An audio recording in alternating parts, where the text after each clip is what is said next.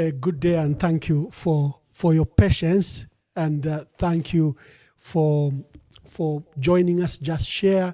We are that huge interruption. We are hosting Honorable Makebi Zulu. You know, when you are a one-man show, you are the technician, you are the cameraman, and you are also the one doing the broadcasting and linking to our guests. Sometimes these things, happen. But I wish to apologize. What you can do is, we are the huge audience that has just joined us in our first broadcast that we've restarted. I'm asking you to share. Share. We are hosting Makebi Zulu, his family spokesperson for the late president, Dr. Edgar Chagwa Lungu's family, and he's a renowned lawyer. He's a former minister of Eastern Province. He's former minister of is former MP for Malambo. So share the broadcast and let everyone go to your WhatsApp group, get this link and show to your colleagues. We are discussing Zambia at 61.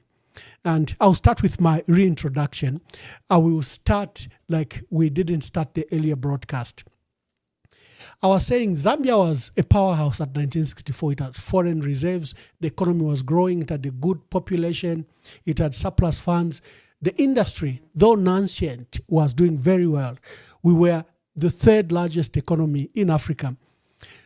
Our GDP per capita was far better than Singapore, Malaysia, China, Japan, or South Korea. And I've taken an example of China, that China's GDP was $300, at independence. But see where China is. It has grown to be the second largest economy in the world. It was said to be, because of its huge population and the mass poverty, it was said to be the sick man of Asia. But today, it is the largest power in Far East.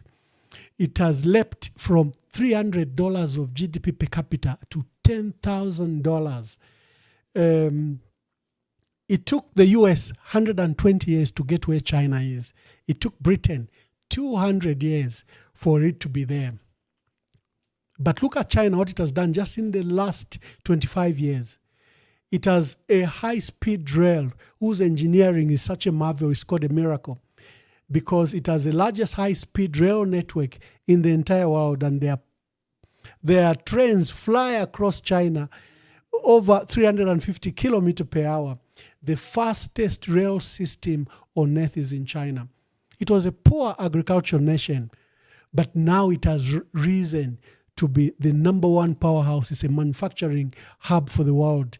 It has now grown. Its military is the second only to the US. And it did all this without war and conquest and what they call peaceful development. It's providing clean water, clean education, and the number of students is graduating, from its STEM, over 10 million a year. It has an engineering population that China is growing. Its weapons now cannot be challenged. Its supremacy only second to the United States. So look at where Zambia is. It's the sixth poorest country in the world, and we are among the 10 most unequal countries in the world. We have a small economy, 31 billion, the economy of Nairobi as a city. So where did we go right? Where did we go wrong? And I'd invited Honorable Makebi Zulu to speak to us. But every time you see Honorable Makebi Zulu, colleagues, you see the issues around the late president. So I'll invite him. Honorable Makebi Zulu, I know we did this, but let's do it afresh for our audience that we're missing at the beginning. Just where are we at with the late president 4 months on without barrier? Thank you very much, Ambassador. And thanks for having me on your program. I had explained earlier to say that the update is as it was, with a little progress that has been made from the time that we last gave the update. And largely, this has been because of the clandestine activities that the state had been carrying out in the background, whilst we thought we were carrying out genuine talks with them. The idea was to try and build, because what had been broken down right from the beginning was trust, in that the family was not able to trust the government. That trust to be rebuilt needed the government to show that they were genuine in their approach to the discussions that were ongoing. From the time the government took the family to court, we had been engaging in discussions. We had been telling the government to say it's important that we discuss this matter, we come to a conclusion, and we agree on what necessarily has to be done as to what amounts to a dignified send-off. The definition is not necessarily that which the government thinks is the case, but the wishes of the family, the wishes of the deceased ought to be taken into account. And that is what was hoped to be achieved, and that is what is still being hoped to be achieved. But we have seen that there have been these clandestine moves, all aimed at access to the body. You may be aware that right from the start, the president did say that he was aware that the President Edgar Chagwa Lungu died even before Tarsila announced that he had died. And now you have all this propaganda machinery of the government and of the UPND coming in and saying, no, President Lungu is not dead. President Lungu was poisoned. President Lungu bought 150 vehicles in Johannesburg. He bought a house. President Lungu was a drug dealer. You have all these issues that are being propagated by the machinery that belongs to the ruling party. And the family, in most cases, has sat back and done little about that. We, on several occasions, that all things be stopped. At some point, we saw that they managed to prevail over outlets like Koswe, and they stopped for some time. And after some time again, we saw them begin again. So, meaning that at any given time, they had control over who said what they said, the insults that were propagated against the widow, the insults that were propagated against the family. All those are there for public record. And the persons that were saying this were aligned to the government, or indeed in the government, as we saw in one incident where one member was suspended. We saw all that. But at this particular point, we're saying we have appointed mediators. There's a mediator appointed by the government, there's a mediator appointed by the family, and these two are to sit down and help the family and the government come to a resolution that both will agree amounts to a dignified send-off. And I did indicate that perhaps what has been at play here is not an issue of what is in the public interest, but possibly an issue of egos. And this is very simple. In my view, it is something that can be concluded even in a day, even in a few minutes, if only people are willing to give up their pride and do what is right by the family. And that will in turn be what is right for the public of Zambia. That is what I have to say as regards that. Yeah. You had indicated earlier that, for example, you found out that the people that were protesting had obtained a permit in the name of the Republic of Zambia, the so-called progressive forces. Yes, the progressive forces. Just speak briefly to that before we... Okay. So the progressive forces is this NGO that the government of the Republic of Zambia found friendly to use here in South Africa. And the idea was to give an impression that there was a public outcry that President Edgar Chagwa Lungu be buried in Zambia. I must state that right from the start, the idea of the family was that President Edgar Chagwa Lungu should be buried in Zambia. Until after that botched agreement that was there, when the president went on the screen and said, we cannot go on mourning in perpetuity, this must come to an end, we must return to normalcy, and he said all that he said. So the family said, okay, the government seems to want to have nothing to do with this, and to go and force things in Zambia would not amount to a dignified send-off. So we will have a private one. On the day of burial, you saw how that the government swiftly moved in and said, no, it's in the public interest. We'll bring back the national mourning and all those issues that followed thereafter. But through all this, I think the family has chosen to deal with this matter in a very sober way, whereas the government chose to go in a very combative way, engage progressive forces movement, such that even when they went to court, they needed that aspect to say there's a public outcry. How do they engineer that? There was no Zambian here who was going to go and picket for and on behalf of the government because they knew exactly what was going on.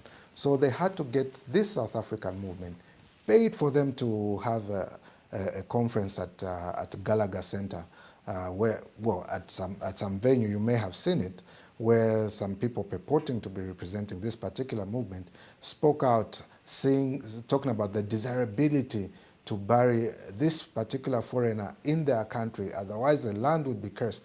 There was all that talk that was there. This very organization picketed at the Pretoria court, having gotten a permit right there in Pretoria, facilitated by the Zambian government and in the name of the Zambian government for purposes of picketing at the courts. We saw all that happen, but the family chose to be quiet about it and concentrate on what was important, what would amount to a dignified send-off. And that is the same organization that the government is using yet again. You may have noted that on the 23rd, this private investigator engaged by the government goes to the morgue, purports that he, together with the police that were accompanying this private investigator, purports that there was a report by a family member that President Chagwalungu had been poisoned. On that particular day, the family was contacted. We spoke to the people at the morgue. Was the police and the investigator were present. We said that there's no one from the family that has reported anything of that sort. We have been here the last 4 months. There hasn't been anything of that sort. And we know the circumstances. And these circumstances were made available to the government. All the documentation that related to the death of President Lungu was made available to the government. Thereafter, they refused to speak to the family. They said, we are going to have a meeting with the management of the morgue. They went to the headquarters. The minutes were published. And we did indicate in those minutes who was in attendance, the role that they played, and how that the private investigator said they had been engaged by the government of the Republic of Zambia. We also indicated that we engaged the Secretary to the Cabinet as regards that particular issue. At first declined that government had no role whatsoever, and we pushed to say, okay, if government had no role whatsoever, give us something in writing to give to the morgue, so that whoever comes, we tell them, there's no one that has reported this matter. There's actually no docket of case whatsoever. That's on the 23rd, when things happened, that's the 23rd of September rather. And they said they were going to return. The time they were having the meeting with the management of the morgue, they said, this person, we have gotten reports from social media that there are allegations of him having been poisoned. Now he changed from a family member, moves to social media.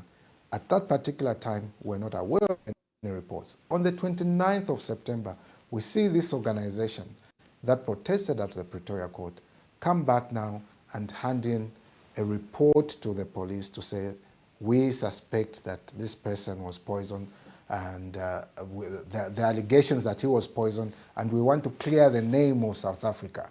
That is what was, but there's no complaint for and on behalf of the government of South Africa. There hasn't been any complaint whatsoever. So we see that all these moves being orchestrated by the government were intended to frustrate this particular process. We can only speculate as to what the benefit is, but it all goes down to erode the trust that the family was hoping to build in the government. So that is that. I wouldn't want us to spend so much time on this particular issue. Safe to say that we need to be humane in our approach to things now that we are commemorating our independence. We need to reflect on why we got this independence. how we ought to treat each other. What is Ubuntu in this particular context as we deal with each other in government, whether one is holding a position or is not holding a position. The rich and the poor, how we treat each other is very important. Ambassador, I would spend a whole lot of time discussing this matter, but Yeah, I think thank you. the public Thank you, has Honorable been Makebi Zulu. up to speed on what's happening. Yeah. Today we'll not dwell much because want to reflect on Zambia. But one of the key issues your political opponents, the political opponents of the PF, have accused the PF and sometimes even to you, the spokesperson, is that we are using this matter for politics. What do you say to that before we move on to the reason we are here? Who took the matter to court? That's the issue. If the family had not been taken to court, we wouldn't be where we are. So what politics are being played? The facts leading to the impasse were known. The mistrust that was built is known. The ones that are on the wrong side are known. It has never been the family. It is not the family. It will never be the family. Let us, in the same manner that the president said, let's pray for the family, I would say, let's pray for the government, for reason to prevail over ego. And we will resolve this matter in the nick of time. Oh, wonderful, wonderful. Honorable Makebi Zulu, to our dear viewers, we are apologizing once again that we had that disruption because we didn't have, on many channels, we didn't have volume. We only had volume on this channel. So please share. We had accumulated a large number of viewers and just alert them that this broadcast is live now and share and share and share.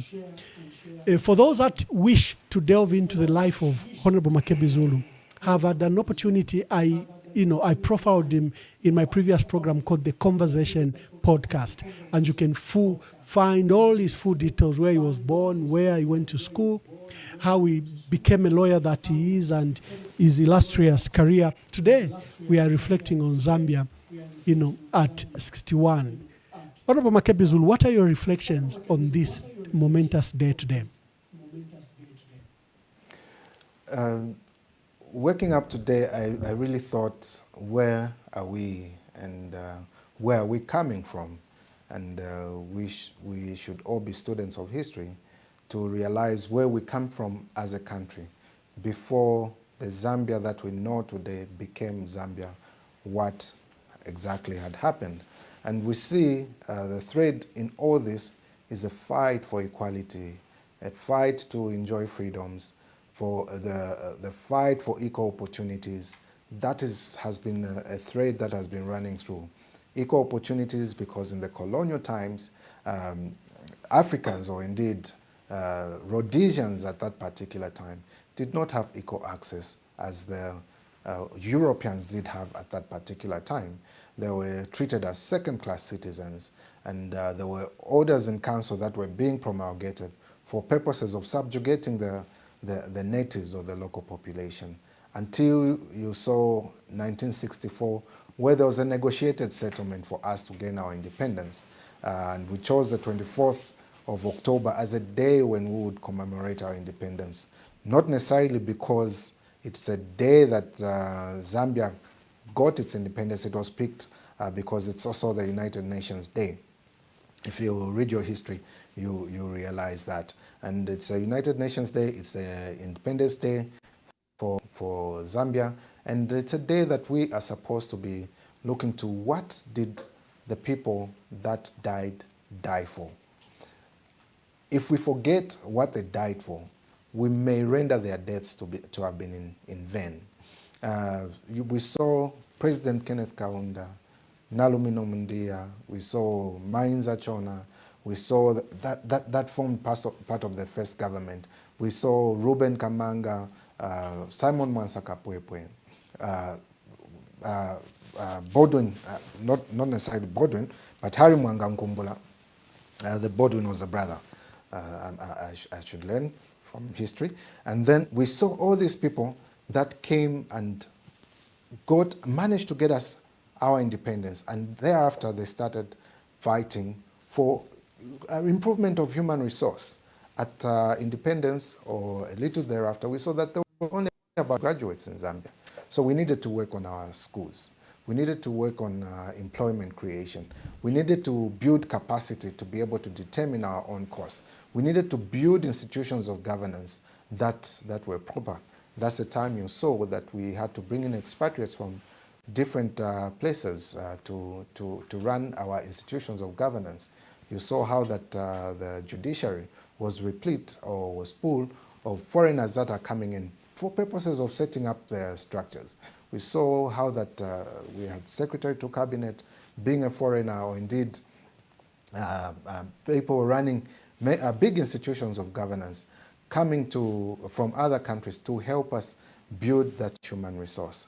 And of course, that is what went on during that particular period. And you may have known that in this particular period, it was a multi-party democracy from independence until about 1972, when it was decided that Zambia should be a one-party state. A student of history would wonder, why was it decided that it should be a one-party state? Always the reason is seemingly attractive. At that particular time, you may have noted that there were these tribal issues that were going on within government, political parties that only reflected a particular region, or the membership belonged to a particular region. We had regional parties that somewhat may have made it difficult for purposes of governing. And it was decided to say, listen, we have just gained our independence. We need to ensure that we concentrate on developing our country, and we concentrate on building one Zambia, one nation, that particular slogan, where people would be sent, if you come from Eastern Province, you'll be sent to go and work in Western Province. As a single person working in province, you'll possibly fall in love, marry someone from Western Province, have children, and dilute this issue of identities only relating to particular regions. And you had that particular movement. Even as members of parliament, you saw how that you did not necessarily need to go to your village to become an MP there. A person from a different place could become an MP in a different location altogether. And that was meant for cohesion. But upon passing legislation in 1972 for a one-party state to only allow for one party, in 1973, they made sure that that went into the constitution. And UNIP then was being recognized as the government. Hence that saying to say the government, the party and its government, big for an acronym. And that is what had happening at that particular time. But it appears that during that particular period, we may have gotten back to issues of power, corrupting certain leaders that may have been there, or indeed using power for control and not for service. And people said, no, we can't have this particular incident going on. We can't have a government that is not subjected to checks. And people started crying for multipartism to come back, because the atrocities that were being carried out then, there was no one to put a check on the government. There was no one to say what you're doing is wrong. Those that did so sometimes would be punished for doing so. We had laws being promulgated to stop people from saying certain things that were seemingly against the president, against the government, because that was going to keep the cohesion. But then come 1990, we saw the law being changed to allow for multipartism once more. And once multipartism came through, we're moving from being a socialist state to moving to a democracy. And now we saw the democratization of Zambia, and that is when the good President Chiluba, took over, and you had the privilege to serve in his office as his press aide. You had that opportunity, and that is where we began to grow our democracy. That is where you saw parties coming up. You saw Zadeco coming up. You saw FTD thereafter being formed. You saw a couple of other parties being formed and participating in the democratic space. Now we moved from a place where our concentration now became, okay, what do we do as regards the rights of the people that were being infringed previously from the colonial era through to the one-party state, and now coming to a multi-party democracy. Even when we tried to change our system, we never touched the Bill of Rights. We never touched the Bill of Rights because of the requirements that were needed to be able to amend it. Because at that particular time, obviously, we have the rights that are currently reflecting in our Constitution not having been changed over time. And there's still that cry to say, how do we democratize? So that was the main part as regards the first part of the 1990s, introduction of multipartyism. And in all these things, we commemorated our independence days. And in commemorating our independence days, obviously the themes have been differing depending on the aspirations of the people at that particular time. And all those were aimed at national building. And now we are at 61 and we ask ourselves, what progress have we made over time? We had been making steady progress as it were, but it appears as though at this particular time we have to relook at what exactly have we gotten ourselves into. Because the very laws that were never changed, that were used to subjugate the population or indeed the Zambians, are the very laws that have been resurrected now. Perhaps it's because we may have slept. There's this seditious practices, which at some point was a matter that was almost always in court, that was pre-independence, and during the time we had that one-party state, we had this offense of seditious practices coming up. And the next time we have heard of it is now, during this particular 4 years of the UPND. That has been resurrected, used to stifle dissent, used to ensure that every person keeps quiet. As if that was not enough, we have the so-called cyber laws, which gives the state unfettered powers to even be able to snoop in our phones, to snoop into everything that we have. Even an attempt to ensure that even the very CCTV that you put at your house has to be regulated by the state. What you put for your own security has to be regulated by the state, as if to say they also want to have access to what you see. Now, there's all this thinning of the rights of individuals that has been going on. And now we're saying, okay, how did we get here? Why is it that every time there's a change of government, there are aspirations of those that are in government are to work to fortify their stay in government? Is that what we want going forward? Why are we using power for control and not service? Those are discussions and conversations that are on the table right now. And any noble person, any person that is going to have the interest of the nation at hand will know that power should be used for service. The reason we have a constitution that gives various institutions of governance power to do what they do is for purposes of allowing them to serve the people of Zambia. But alas, this time around, that is not the case. We have gone back to a period of nation. In a very, very long period. As a matter of fact, this is the only time where, the only period within 4 years where you've seen the most judges being removed from their offices. This is a time when you've seen the most MPs lose their seats by reason of matters in court. This is a time when you've seen the most politicians going to court, being taken to court, being dragged to court. And most of them is simply for what they said. There's a saying, a quote from Abraham Lincoln, who said that, "I may not agree with what you say, but I will protect to the death your right to say it." We ought to be living that.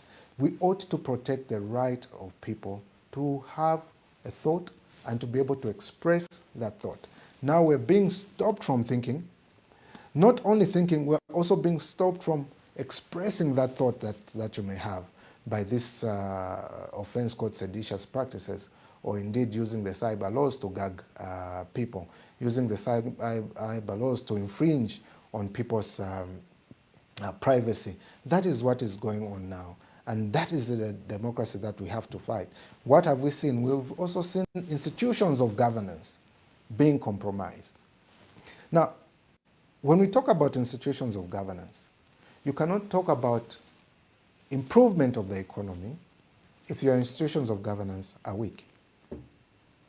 You can't talk about investment in a country if your institutions of governance are weak.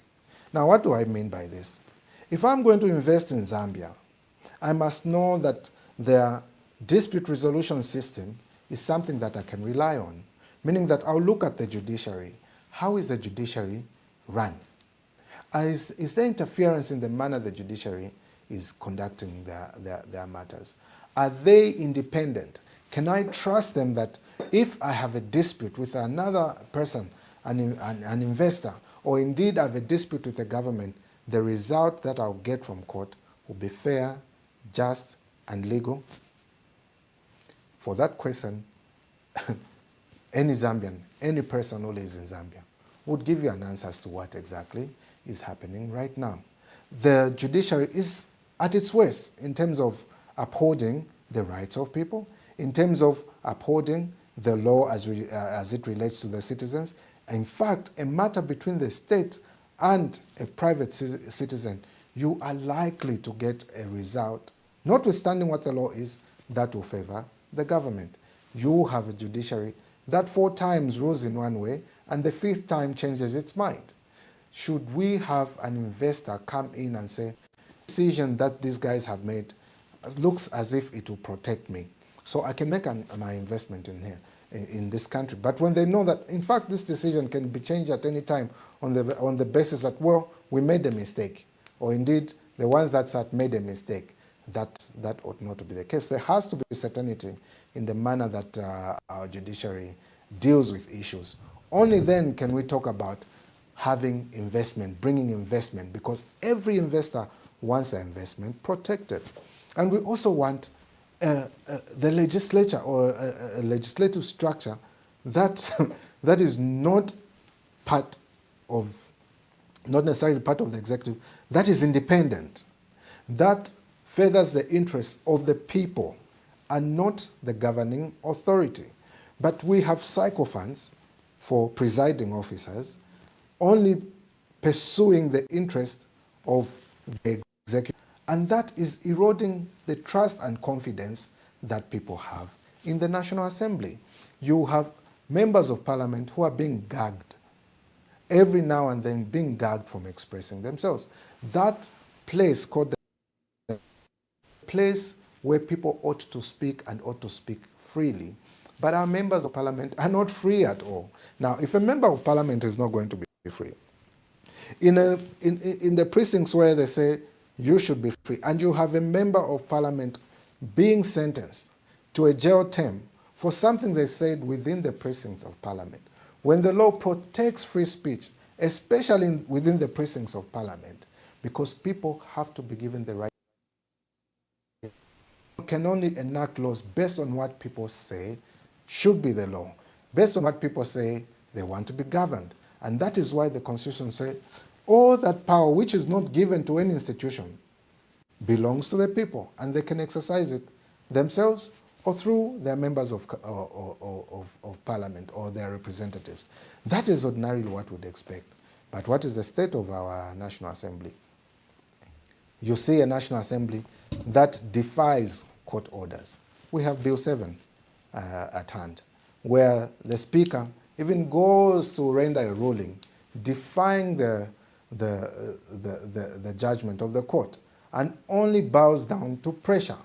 And now, for the very first time, we are seeing the government trying to change the orders.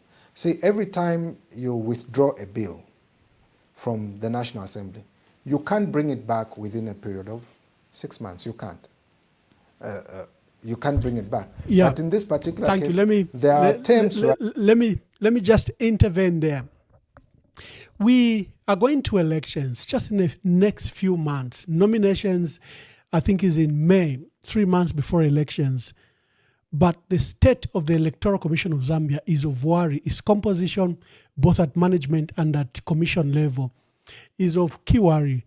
And then the president has started a process of a technical committee to amend the constitution. He has appointed a technical committee without legislative support, and it looks like it's outside the law because they don't seem to have used Inquiries Act. How will this impact on the election? Because if you have the technical committee, 25-member committee appointed, and that they should come up with a draft constitution, they should gather all their views and come up with a draft constitution in the next 1 month. Probably that's the fastest, speediest constitutional process I've ever seen. We've looked at all the constitutional review commissions, from the Moncton Commission in 1962 to the 1973 Mainza Chona one, to the 1990 Professor Mvunga's constitution, to the Mwanakatwe constitution, CRC, to William Mwamba. We've never seen this speed as this technical committee has been done. You were privileged to, under the Patriotic Front, there was an issue of Bill 10, which received mass condemnation, like Bill 7 has received mass condemnation. But there you seem to have done some basic things, such as providing for a legal framework and a credible consultative process. This one doesn't have anything. Citizens are despairing. What shall we do? Clearly, the president is on a path to amend the constitution, whatever we say. Maybe speak to the issues of the technical committee and its legality or legitimacy, and the 1 month they've been given to come up with a draft constitution, and they've been restricted to Bill 7.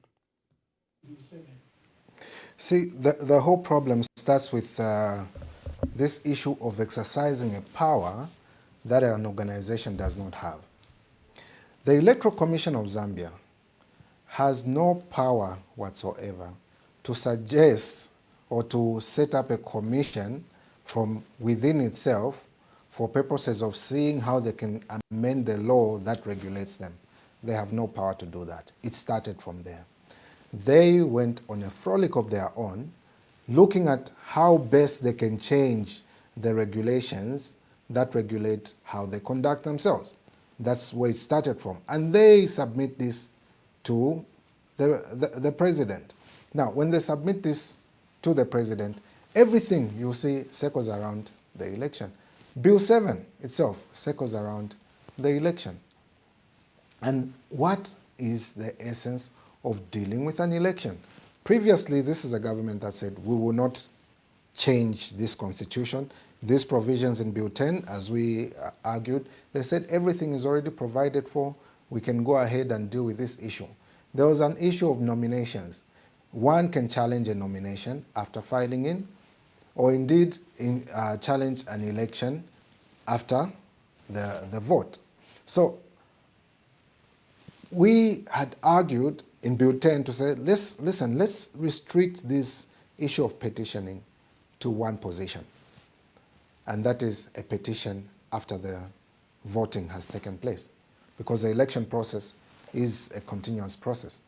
So in an interview with Costa, the current president refused and said everything is okay, everything's fine. After the introduction of Bill 7, he went back, swallowed his vomit and said it is actually not okay, it should be amended. Now, this is something that was already said no to by the Zambian people, using a system that had been properly legislated. We had the forum that was set up by the National Assembly with legal backing set for it. Now we have this Bill 7 brought to the National Assembly. There's a public outcry. This is not the law that we want. It is withdrawn. The court renders a ruling to say, do not proceed with Bill 7 because it was not consultative and thus it is unconstitutional. It breaches the Constitution. Now they bring this document, which the court has already declared unconstitutional, they reintroduced it in the National Assembly. There was yet another public outcry. There was a move to cite for contempt those that were proceeding to introduce it in the National Assembly because there was a standing order or a standing judgment of the court saying this is unconstitutional. Now, no matter how much you turn the pages of a document that has been declared unconstitutional, that doesn't make it any more constitutional. Again, there was a public outcry, and now the president has decided to say, okay, we withdraw it, it's withdrawn, and in no time, he appoints a commission, or this committee that has now been appointed. Now, you must know that when you appoint a committee, you have to do it pursuant to a law. Now, he purports to create this committee in accordance with the Constitution as an executive appointment. Whereas noted that all committees have been appointed pursuant to the Inquiries Act, and their terms of reference have been promulgated and provided for, and to be carried out in accordance with the Inquiries Act. Now, he appoints this particular committee pursuant to the Constitution, and I would argue that that does not fall within what can be defined as executive appointments. This committee has been appointed to carry out particular tasks. And if you're going to frame terms of reference, obviously in carrying out those, they would need to be guided by some law. There's no law that has been promulgated that supports this particular committee. There's no law that is guiding them on how to do their work. Even the terms of reference being made available to them, there's no law that is going to guide them as to how, in a lawful manner, they can collect views from the people. Now, with that said, you will also note that a person who sets the terms of reference determines what goes in the Constitution. And you saw how that Laura Miti recently cried as to how they have been gagged. They have been only asked to go to the extent that the questions are asking. So in all this, the person who sets the terms of reference determines what should go in the Constitution. And in this particular case, it is the president who's determining what should go in the Constitution. Now, the Constitution is a document that belongs to the people. You can't say, let's take this to the people, but what I want to go in this Constitution is this, this, this, and that. It should have been prudent, or it could have been prudent, of the president to have people submit at will what they would want to see in the Constitution, because the Constitution is supposed to be a living document. You can change it from time to time to meet the aspirations of the people at that particular time. It is not a document to meet the aspirations of those that are governing. It is a document that the people agree to say, we want to be ruled in this manner. And for purposes of achieving these particular goals that we aspire to, these institutions will have this kind of powers. The president will have this kind of power.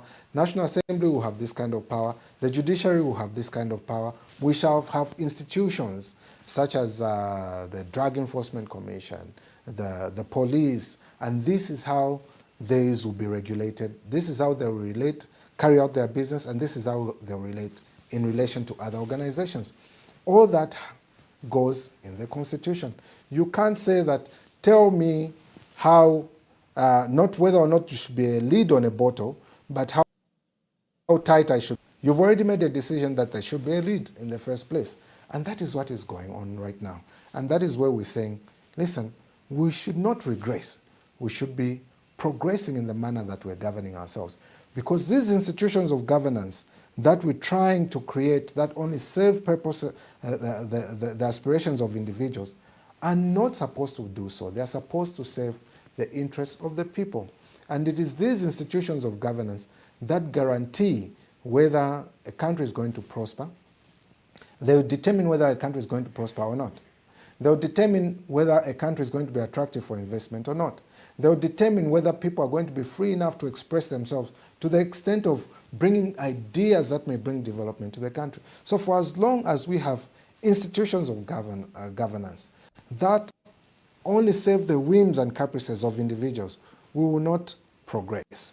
You can't have investigative institutions where you determine who should be arrested and who shouldn't. You can't go to a press briefing and say, that person did something, therefore go ahead and arrest that person. You don't have those particular powers. But the moment you say it, and as president, those institutions that are there and ought to be independent moving, there's no place that that person may have justice, especially when the judiciary is compromised, the very police are compromised, the Anti-Corruption Commission is compromised, the Drug Enforcement Commission is compromised. What is there to do? Who protects the citizens when the very person who's supposed to protect them is the one that sets loose the dogs to bite them, even in matters that have clearly been dealt with? That is not the Zambia that we should be celebrating at 61. We ought to be progressing in the manner that we're running the institutions of governance. The opportunities that we are giving to the Zambian people, and by the way, I said the Zambian people, not necessarily people belonging to particular regions, because the moment you begin to concentrate on regions for purposes of running particular institutions, then you lose the very essence of one Zambia, one nation, the very bedrock on which the nation was built. You lose it. And when you lose the essence, the very essence of one Zambia, one nation, you can't develop. No matter what investment you think you're brokering, it can't, because it is seen to only be dealt with by a few. It is seen to be only controlled by a few whose interest is regionalized. And we're supposed to be looking at the interest of the whole country. That is what we ought to be looking at. Once we set our institutions of governance in order, then we can have discussions as regards investments, discussions as regards infrastructure development, because then you will not be selecting where you're going to put that infrastructure. Everything will have been in order, and you'll be looking at areas of need, not areas of origin for purposes of developing. So we need to move and begin to deal with areas of need, not areas of origin, as a move or as a drive towards development. That has seems to be the problem that we have to deal with this time around. That seems to be the new bondage or the new colonization that we have to deal with right now. How do we free the institutions of governance for purposes of distributing the wealth of the country evenly and equitably, or indeed equally where need be? That is where we are. And that is the independence that every Zambian is calling for. How do we have freedom to express ourselves, either in thought, in acts that are going to benefit the country? And you can't do that by stifling thought or indeed speech. You can't do that by regionalizing development to only favor particular areas. You can't do that by only availing opportunities to a section of society or those that seem to pander to what we want. We can't do that, and we shouldn't be headed in that direction. So the first thing that we ought to do right now is make the institutions of governance independent from the whims and caprices of individuals. Then we can talk about real development going down to the people. Wonderful. Dear viewers, I'm glad that most of the people have since joined the broadcast we are hosting. Honorable Makebi Zulu is former MP for Malambo in Eastern Province. He was provincial minister in Eastern Province. He's known, very well known as a renowned Lusaka lawyer, and is a family spokesperson for the late president. But today, we got him to reflect on Zambia at 61. Where are we at? What have we done wrong? What could we have done better? How do we forge a future ahead of, from now? I'll be inviting you callers. We started very late, so we'll open the broadcast quite for you to call in. We'll invite you to begin making your calls and asking Honorable Makebi Zulu some questions. But I'll urge that you are brief, there might be more people trying to reach us. So let's give as many views as possible. He has given a reflection on the late president. Negotiated appointments were done. The family chose Archbishop Alec Banda, and the government of the Republic of Zambia chose Dr. Joshua H.K. Banda, leader of the church at Pentecostal Assemblies of God in Zambia and in Africa, and is a senior pastor at North Mid Assemblies of God. So the two Bandas are supposed to begin the negotiations for the repatriation of the remains and a decent burial for the late president. We hope that those will go very well. But the reason we got Honorable Makebi Zulu is to reflect on the state of our country. There's a voter registration exercise going on. There are all these things happening.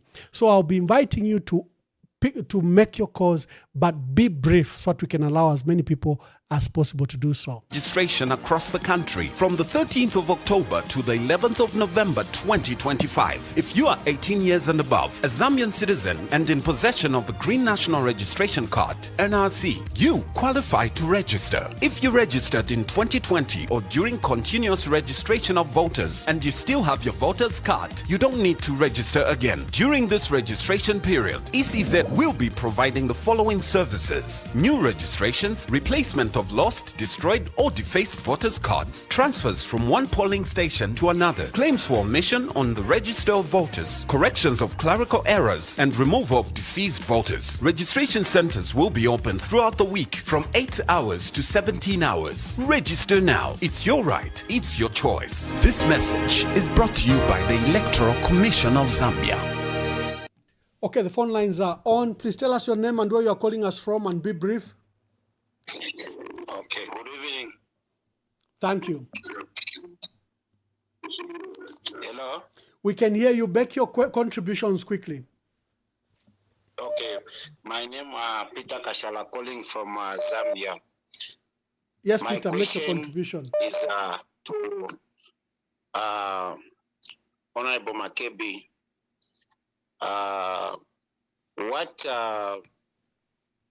What difference do you have with the Zambian people? Because we've got a shortage of leadership here in Zambia. What qualities do you have as a president if we say we want you as a president here? Okay, thank you very much, Kashala. Kashala says, what qualities do you bring to the table? There seems to be a shortage of leaders. Hello, caller, please tell us your name. Ambassador. Good evening. Good evening, Ambassador. Good evening. Honorable Makebi Zulu, good evening. He can hear you, thank you. Okay, you are speaking to Madam Ngoma, calling you here in Lusaka. Honorable Makebi Zulu, my take is you have to contest as a presidential candidate.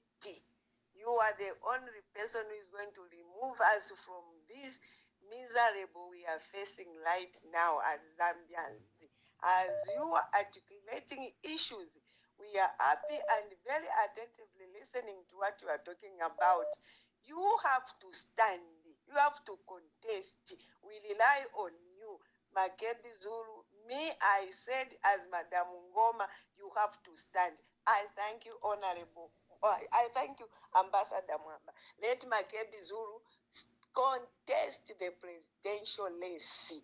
As we depend on him, is our own Moses who is going to remove us on this shame. Thank you and good night. Thank you. Hello, caller. Please tell us your name and where you are calling us from. Good evening, Ambassador. Oh, just hold on. Let me. You seem to be connected to my. Just a minute. Good evening,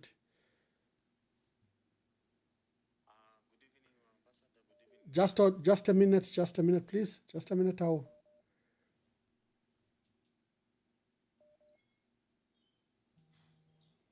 Okay, caller. Now you can say.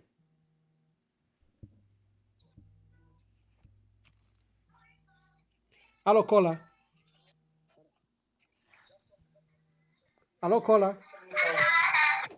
Hello, Ambassador. Good evening. Good evening. Okay, this is Mlenga calling from England. Yes, Mlenga, make your contributions quickly. We have just seen flyers and posters flying of Honorable Makebi Zulu contesting as president on the PF ticket and subsequent on the PF ticket in the coming elections. We just want to get quiet on that one, because that's what I've been waiting to see, but I haven't heard him talk about it.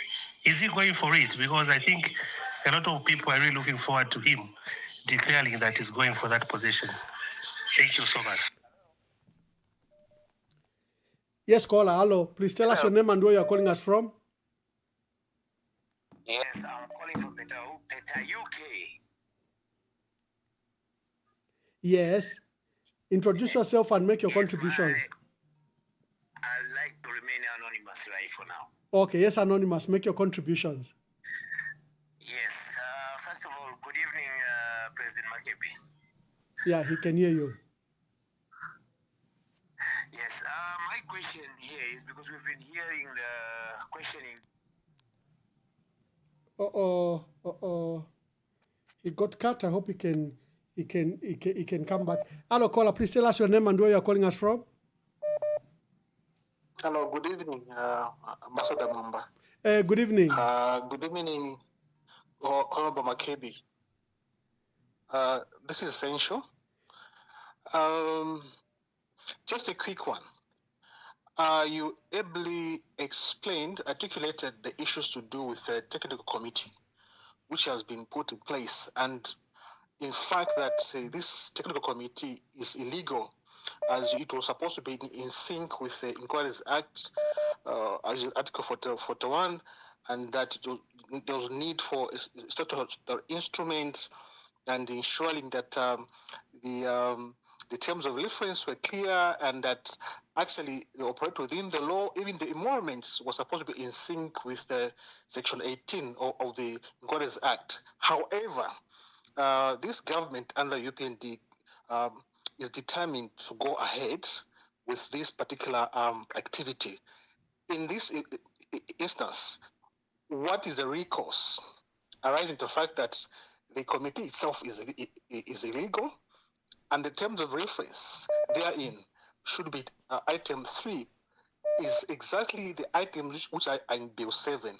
So since they have decided to go ahead, what recourse remains for the Zambians to ensure that actually this particular process is halted through the court of law? Thank you. Thank you very much.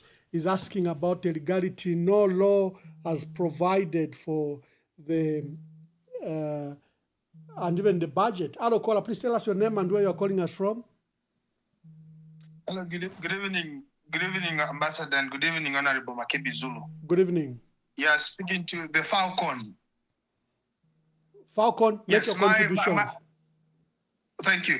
Yeah, my question is, we're told to say this technical committee was instituted to go and consult the people. Okay, and then in the terms of reference, we've seen where they've been directed to say, just concentrate on Bill 7. Now, what are they consulting us for when they've already have what they want? Because it seems like they're just doing a formality here. There's nothing that would be consulted. And I can assure you we are getting back to the same content of Bill 7. Thank you. Can you hear me? Yes. Hello, caller, please tell us your name and where you're calling us from. Yes, this is again from Petauke. I would like to remain anonymous. Yeah. Yes, my question to President Makebi here is that next year when you're elected, what are your plans, firstly, to sort out the load shedding? Can we have an answer on that one first? Secondly, on the issue of cyber law, will you repeal it? Load shedding and the issue of cyber law, will you repeal it? Okay, thank you very much. Hello, caller, please tell us your name and where you're calling us from. Hello, Honorable. Yes, make your contributions quickly.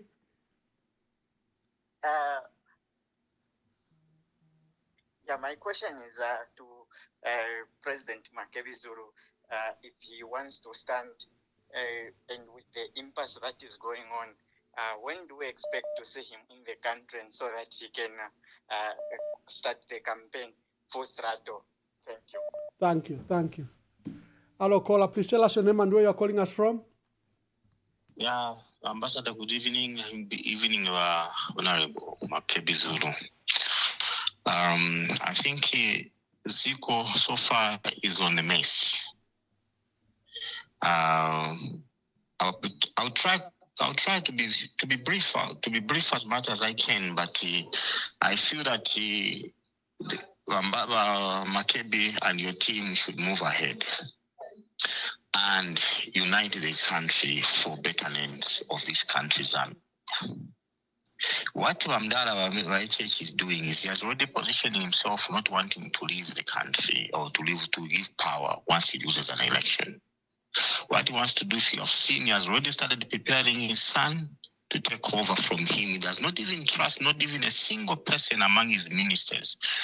He can only hand over the torch to his son. So therefore, we have to be very, very careful with this man, extremely careful. Thank you. Thank you very much. Hello, caller. Please tell us your name and where you are calling us from. Thank you, Ambassador Mwamba. My name is Nyangwe Dani. Thank you for having Makebi Zulu on your program. My contribution today, I know a lot of people are waiting, is Makebi Zulu. As a person that we've come to know you, take up the challenge. The country needs you. But as you take up this challenge, we want you to work it out in a family way. Bring the family together. We don't want any division. You're a man that has stood with the family. Not only have you done that, but you've shown the Zambian people you're a man of integrity. I've said it and I'll say it. If you want to see a good leader, don't see what they are doing in the society, but check from their own homes. Makebi Zulu, we are behind you, and we want you to carry the legacy of our late president, even of that party of PF. Yes, many people say we've got so many political candidates who want to aspire to be president. And for me, I say this is good for Zambia because it shows that Zambians are looking for a proper leader. Let's not be discouraged. Thank you and God bless you. Thank you, Ambassador Mwamba. Thank you very much. Linda Banks, an international journalist based in the United Kingdom, has written, Honorable Makebi Zulu, thank you for standing firm on the ECL matter and on behalf of the family, and by resisting government pressure to act outside the wishes of the family. My question to you is, should President Hakainde Hichilema choose to excuse himself from the funeral, will the family permit the former president to be laid to rest with full state honors in his home country prior to the 2026 general elections? That's Linda Kasonde, Linda Banks, an international journalist based in the United Kingdom. Hello, caller. Please tell us your name and where you're calling us from. Yes, this is Unknown Mercy. Yes, Unknown Mercy. Just a new. Honorable, thank you so much, Honorable Makebi Zulu, for coming in to stand as a president. Otherwise, my question is, if PF didn't adopt you, are you late to stand in or to support a person who is going to stand as a president? And then, are you also ready to face the challenges like the way it is happening right now, the way they are blocking the constitution, like the constitution? Are you ready to stand for the people of Zambia and defend the constitution? Are you also not going to change like Mwamba Verified, palasti fintu vya chinja palasti twatambo kumona ifitule mone fintu na taparofu balelande fintu abantu baleyofwa tabalelanda pifilifyonse. Are you ready as a president to defend the people of Zambia, not to be rhetoric like ifitule mona this time fintu abantu balechula, the president is quiet? Are you ready?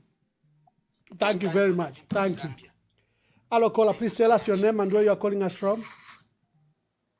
Good evening, Mwamba. Good evening, Makebi. This question actually goes to you, on Ambassador Mwamba. Surprising, Mwamba, you're always updated with the current affairs.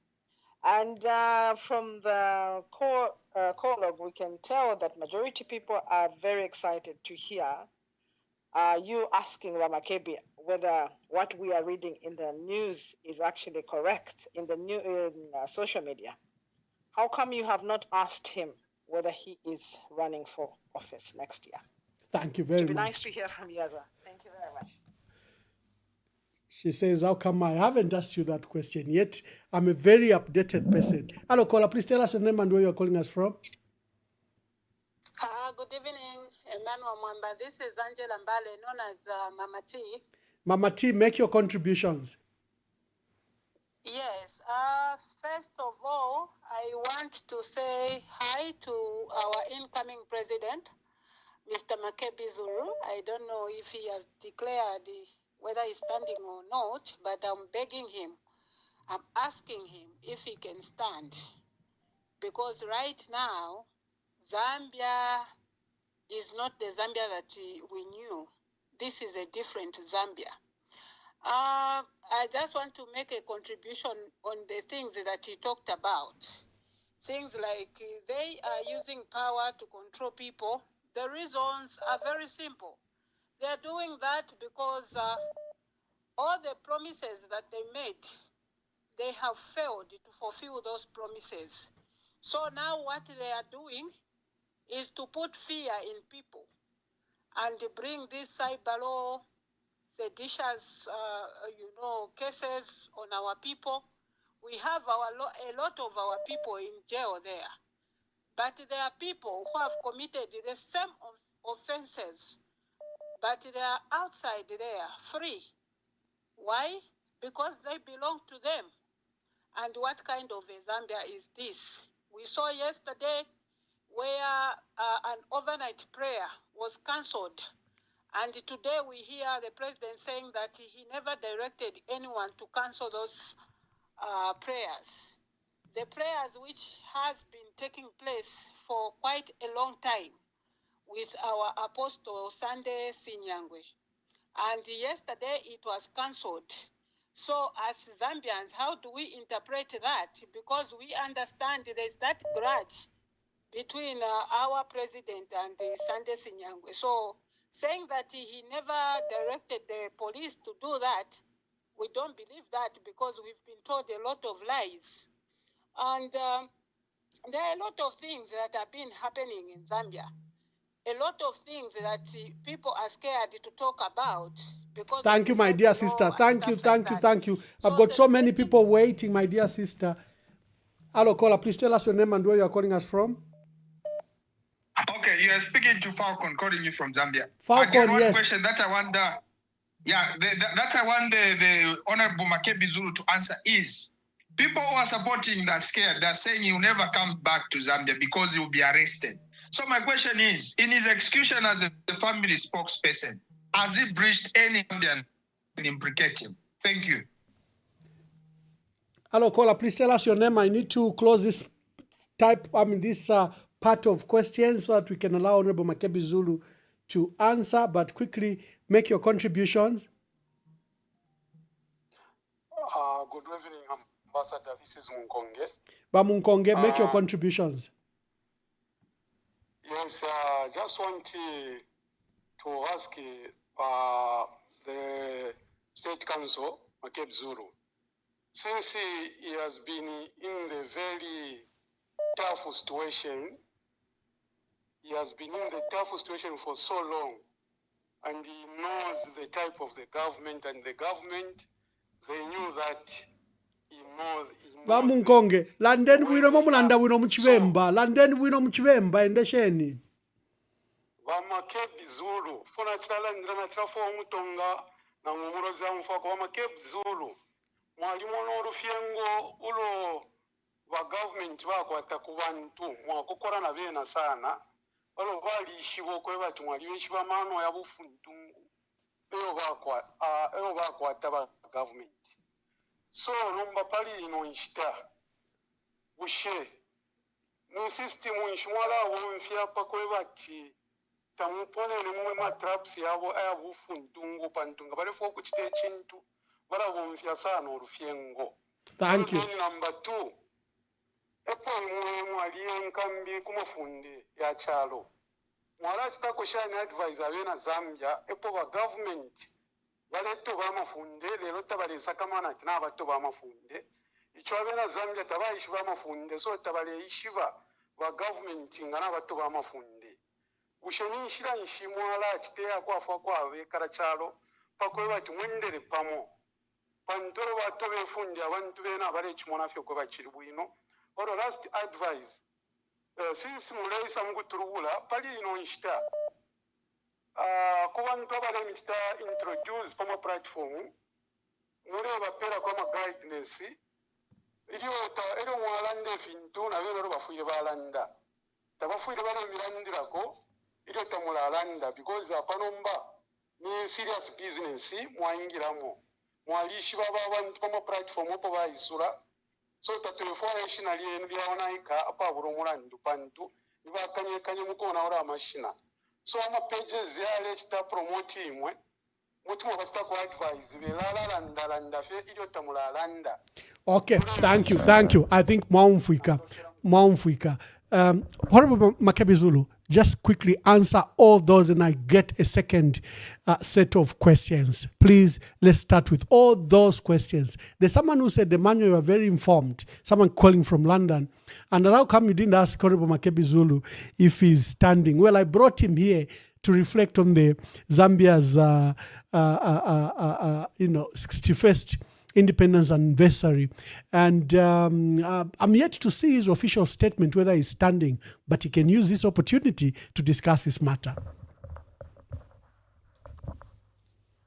Very interesting questions indeed. And I think I will approach them in no particular order of importance, as it were, but perhaps the issues that relate to the role that I'm playing here in South Africa, I would like to deal with those, get them out of the way, then deal with the matters that have arisen. Linda Banks asks a very important question, and that is, should HH recuse himself from this process? Would the family be willing to bury in Zambia? That has been the position. If today the president said, I will not be in attendance, I will hand over to the vice president and we will give him his full honors. And tomorrow, we start off to come to Zambia. It is that simple. It is that simple. And that's why we're saying, let us pray for the government so that reason prevails over self or indeed over ego.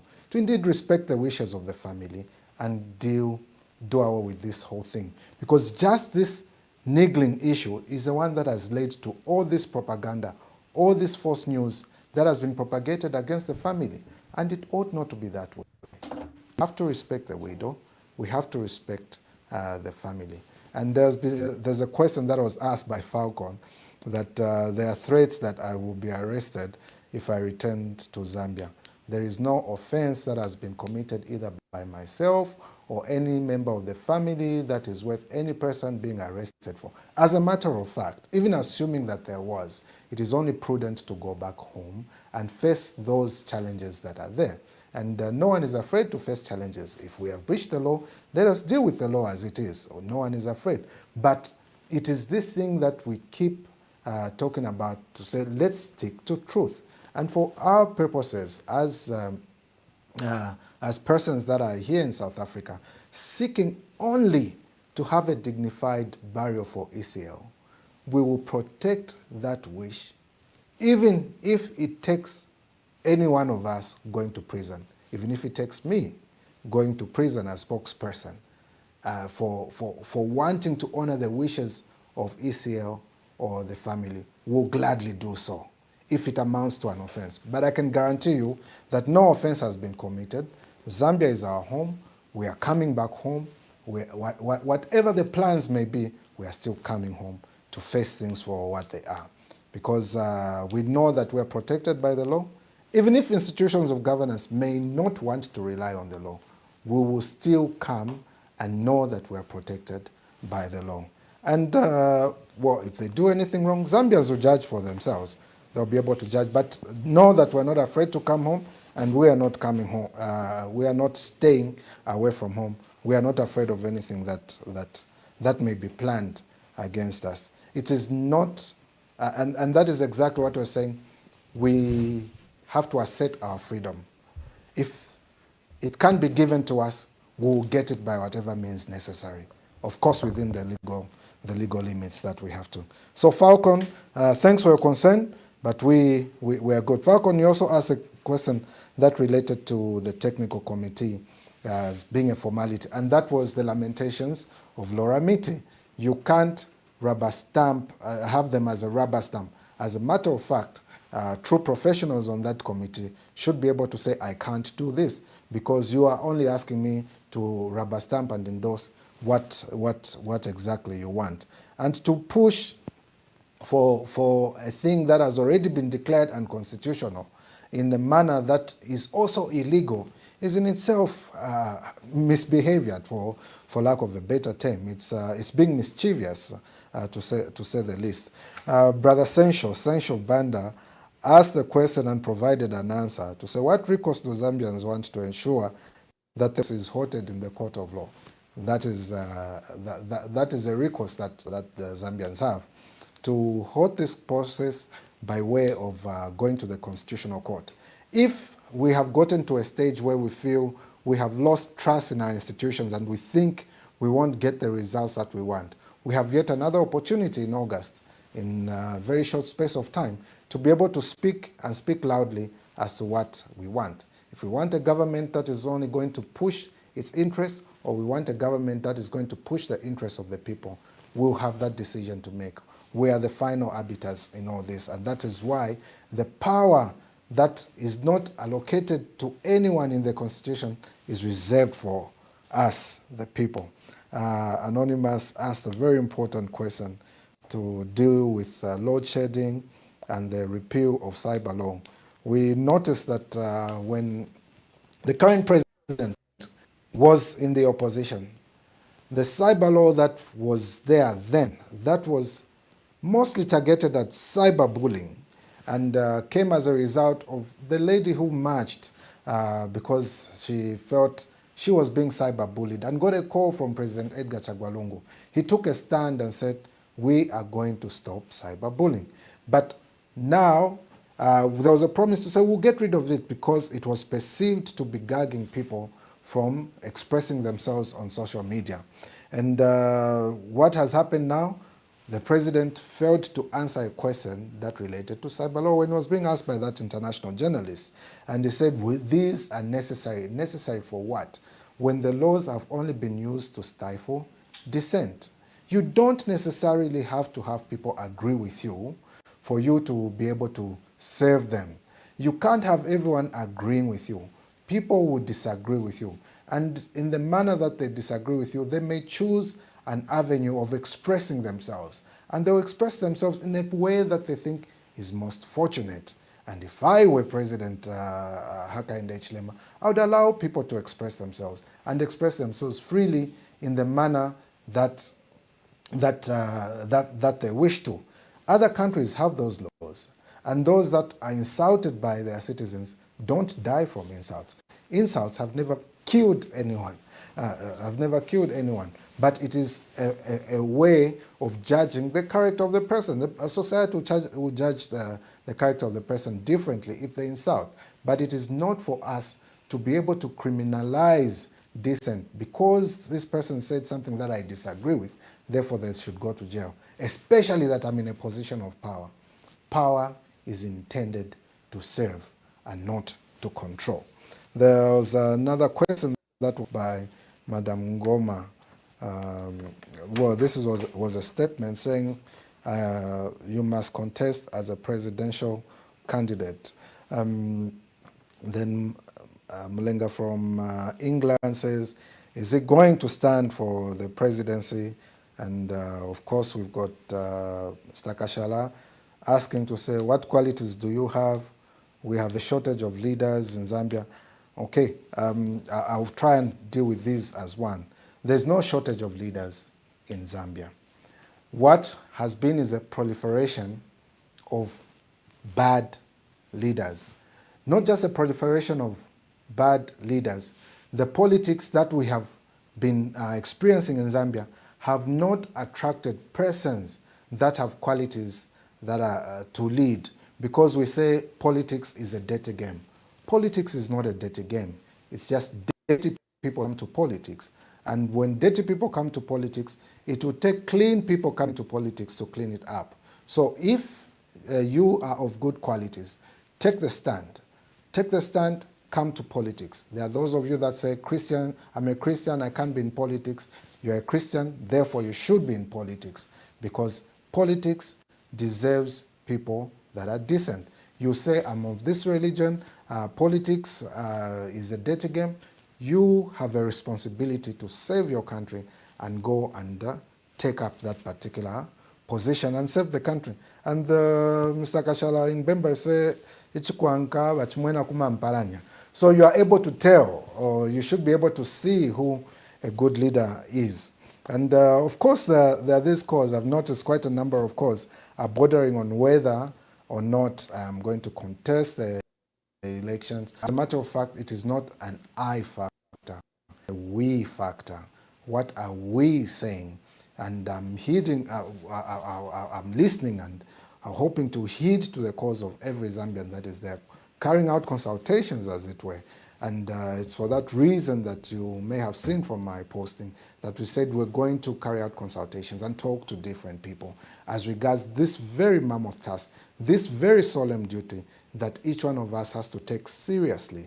It is not a matter that one just wakes up and says, I should do this.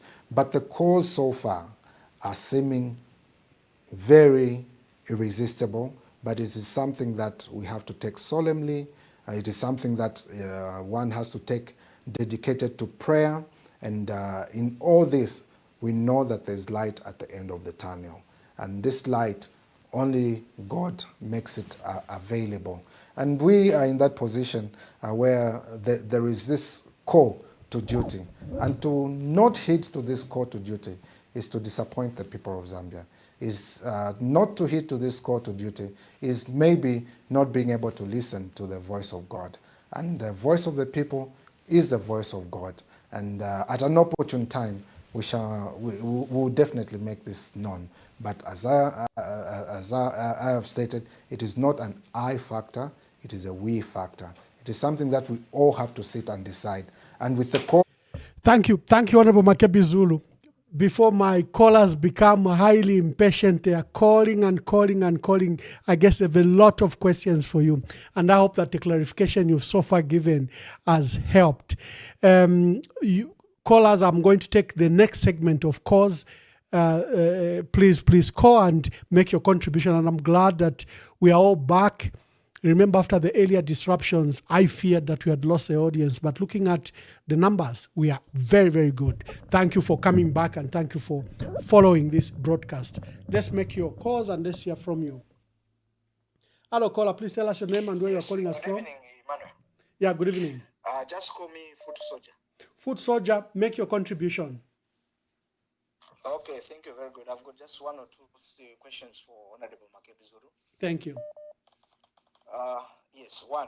If elected in 2026, what measures is he going to put in place to make sure that there is a sanity in the judicial and the other faculties of the government, which is a disaster as for now? Then the other question, is Makebi Zulu a Christian, or what religious organization does he belong to? Because we don't want, when we elect a president with a questionable religious backgrounds. Then the other question, when elected into office by 2026, next year, what strategies is he going to put in place to make sure that as a country we are united? Thank you very much. Hello, caller. Please tell us your name and where you are calling us from. Good evening, Ambassador, and good evening, Honorable Makebi Zulu. I know he's listening. The question I have, first and foremost, I want to say thank you very much for giving us the information, especially on the late President Edgar Chagwalungu, our father. We are still waiting and we are still hoping that one day we'll be able to bury him here in Zambia. Like you have said, that it's only just 5 minutes. If President Hakainde Hichilema, he can excuse himself. That would be brilliant. I hope the president, since he's also watching, you'll be able to make a decision by tomorrow so that we bury this issue of our late president who tirelessly worked for this country for 7 years. He deserved to be given dignity burial. Now, my question is that Honorable Makebi will be able maybe to help us. I have seen that many Zambians are being arrested for the issue where the president said that when you defame the president, that issue has been removed, that defamatory remarks of the president, you cannot be arrested, but we have seen people are being arrested. So how can you advise as a constitutional lawyer? Then two, people are calling for you, Honorable Makebi Zulu, that you come and help for this country. I have seen what is happening in the social media. I know you have clarified, but people, they want to hear now. And when I was interacting with some of my friends, they were saying, I hope today we are going to hear what Honorable Makebi Zulu is going to say. So at least maybe you say something again so that Zambians, because they are following, at the moment, they are on 56.6 viewers, meaning you've got a huge following on this platform. I think Mwamba will agree with me. This is, I think, one of the huge following which we have seen. So Zambians are impatient, are waiting, and time is running out. Then two, the last question is that we have a lot of people who have shown interest in PF, and there are 9 those who had paid my 200 pin. How are you going to, if you make a decision, you say that you want to stand, how are you going to manage? Are you going also to pay the 200 pin, or what will happen? I want to hear from you. Thank you very much. Thank you very much. Yes, caller, please tell us your name and where you are calling us from.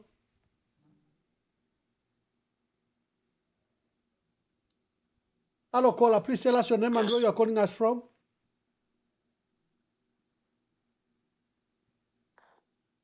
Hello, caller.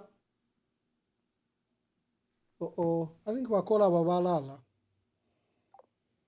Maybe he held on for too long.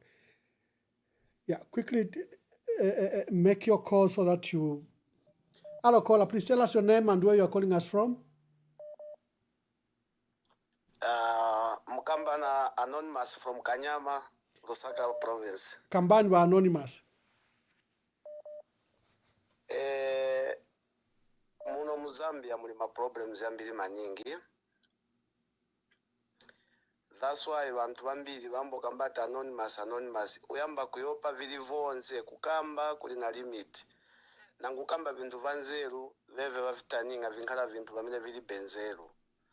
So tisakila leader monga va Makebi vabwere vatitandize, otherwise vasogoleri vamene tili nawo manje apa awo mwanti kulibe vabwino.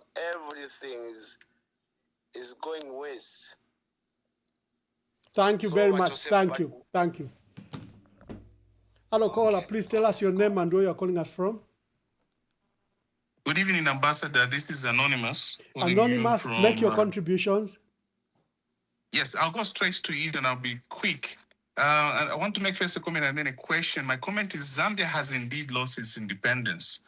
You see, I think that, the mines that we took over in 1964 have been handed back to foreign control. The racism that we saw in the 1950s have now, resurfaced in form of tribalism. Before independence, Black people had no right to vote. Today, the UPND government is removing opposition parties such as the Patriotic Front and locking up strong voices that speak out. So I really think that we have lost our independence. Now, let me ask a question. 2 days ago, the Patriotic Front Secretary General Raphael Nakachinda was jailed for an offense based on a repealed law. And the members of parliament, those 9 members of parliament that he once defended, they've remained silent. Even the senior member of parliament who gave him that intelligence that President Hakainde Hichilema was allegedly meeting judges at night, he has also gone quiet. My question is, what is your message, President Makebi Zulu, to members of the Patriotic Front, especially members of parliament, for Nakachinda spoke and yet they are quiet, and for the rest of us who are members of Patriotic Front, who are quiet when we have seen that our Secretary General is behind bars for speaking out to preserve our seats in Parliament. Well, is this cowardice? What's your message to these members of Parliament and to the rest of the members of the Patriotic Front? Thank you very much. Thank you. Hello, caller. Please tell us your name and where you are calling us from. Hello, caller. Oh, seem to have lost this caller. Hello, caller. Please tell us your name and where you are calling us from. Honorable Mwamba. Hello. Ambassador Mwamba. Hello. Good evening, sir.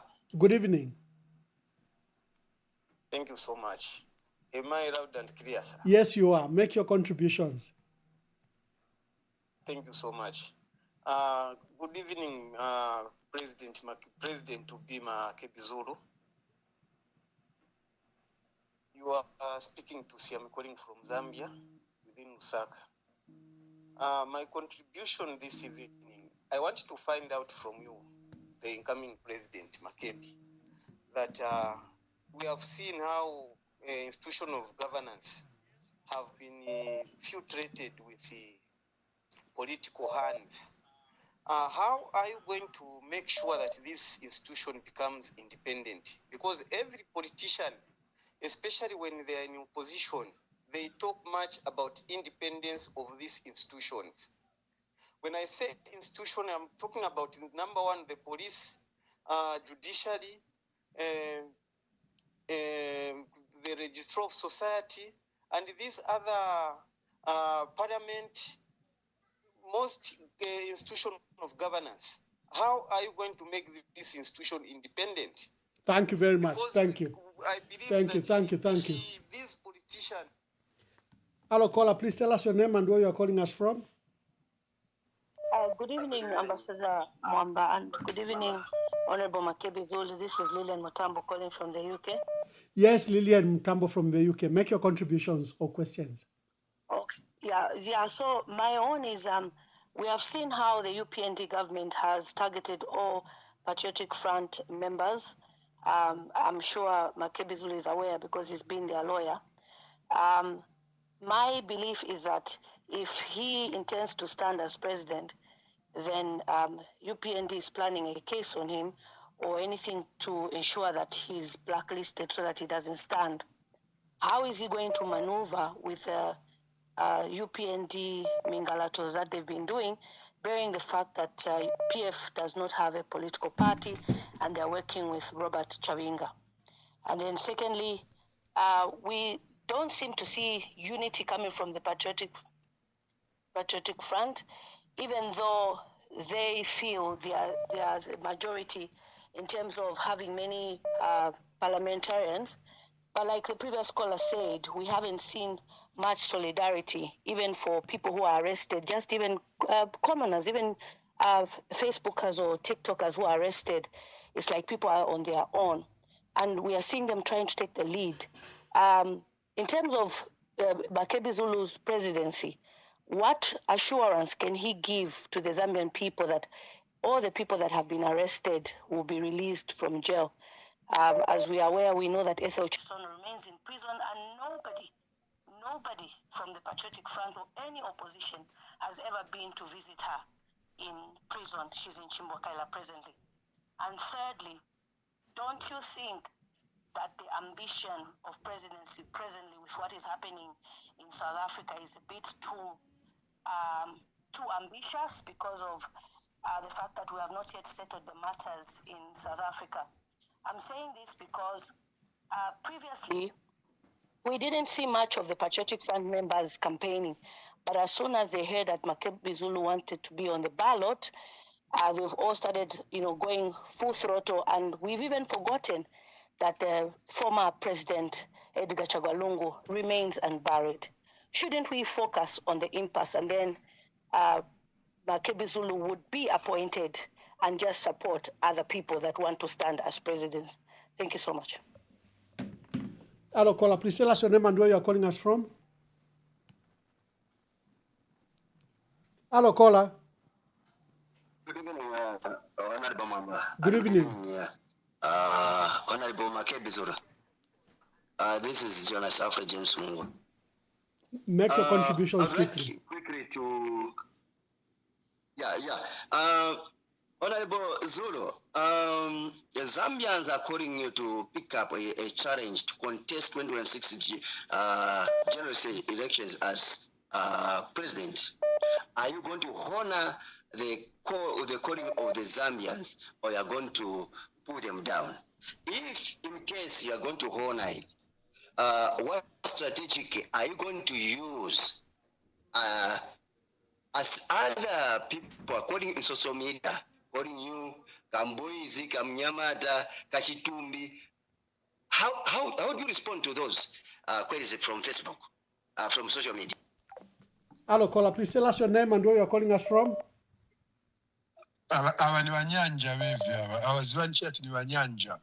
Make your contributions quickly. Honorable Makebi Zulu, Mazambianzi, vaitana zina yanu, vafuna muwachiterenda service yanu. So kupempa kwa wapempa Mazambianzi, wapempa uti mbwelu mwachose mwichi ncholimba mane walili. So, answer amene wapempa Mazambianzi. Muzakwanisa kusebenza nao pamozi. I submit. Hello, caller. Please tell us your name and where you are calling us from. Hello, my name is Pumulos Tumbeko from California. Queen Pumi, make your contributions. Yes, thank you, sir. Councillor Makebi, great to see you. And I have just one question, but before I ask, I just want to commend you for the great work you have done to serve the late President Edgar Chagwa Lungu. Tulipama kufitwa totela. There are very few men of your caliber who can withstand everything you have stood there to protect ECEO's legacy and be with the family. You have actually become like a firstborn son of the late Edgar Lungu. May so rest in peace. We thank you, and we hope that may God preserve your life. You have stood the test of time. That's why people are encouraged to even support you and think you are the chosen one, because you have shown us. You have not campaigned to say, choose me, I will do this for you. Your works have spoken to the hearts of all the Zambians. And this is one of the largest shows on EMV platform because of what you are. And leaders are chosen. A true leader from God will be chosen by the people. And the people have chosen you based on what you have done for us as a country and to the family of ECL. You are more than a lawyer. You are like a son to Esther Lungu, who wipes her tears, who wipes Betha's tears and Tasila's tears while they are being persecuted by a whole state machinery. Sorry, I am emotional.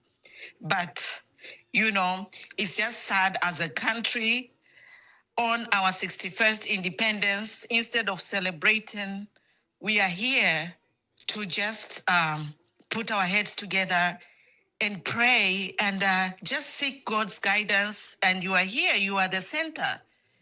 If that's not a sign from God, I don't know what that is. It's like today is the Independence Day and we are all here saying, Makebi, you are the one. Are you going to stand? We shouldn't be asking you, Actually, we should be telling you because of everything, the stars have aligned. Now, my question to you is, ECZ is a big problem over there. There is no way we can run a free and fair election with the current situation at ECZ combined with this Bill 7 technical committee. So what is your advice to us? And maybe like, for me, I'm just unsettled when I think of the current team at ECZ being the one to take us to this 2026 election. That is my question. Thank you. Thank you. Queen Pumi, yes. Thank you. Hello, caller. Please tell us your name and where you're calling us from. Hello, good evening. Good evening. Just call me Didi. Didi, make your contributions. Okay. Good evening, MZ8. Everything it's new. Makebi Zulu stand as a president. People want you. You have a heart. Please, I'm going to say in Bemba, ati ichukwanka bachimwena kumampalanya. Ba Makebi ifo twanpokelela. Bombeni kulinganiswa musungire ba Esther Lungu. Mwadina ba ICO lyomselo bale baputa wila mageti. Mwadina ba ICO lo bale batukensele. Mwadina ba ICO lo bale bashauta.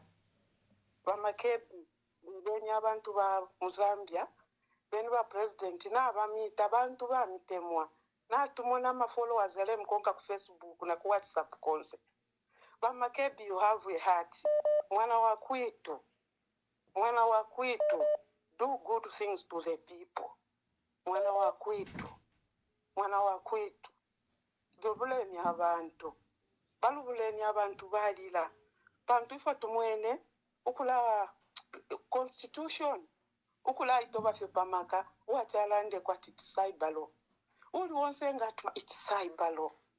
If it is cyber, when people are commenting on WhatsApp or Facebook, they just say, I don't have a lawyer. I don't have a lawyer. I'm just going to close my mouth. I can't talk. Makebi, you are the one, you are Joshua. You are Joshua.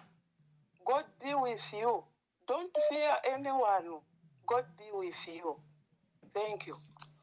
Hello, caller. Please tell us your name and where you are calling us from. Yes, Ambassador. Make your contribution. Tell us your name and where you are calling us from. No, there is no need for me to tell you my name. I think I want just to say something to Honorable Makebi Zulu. Are you there, Ambassador? Yes, yes. Everyone can hear you. Make your contributions quickly. But Ambassador, in the folk we push up Makebi Zulu nga ba lawyer. Idio President Daka in the Ichilema committed a crime and was detained. We saw the whole Western world, Patricia Scotland from the Commonwealth came in and trying to protect President Daka in the Ichilema when he was in opposition. Today, we have seen all the critical members of the opposition being detained and incarcerated.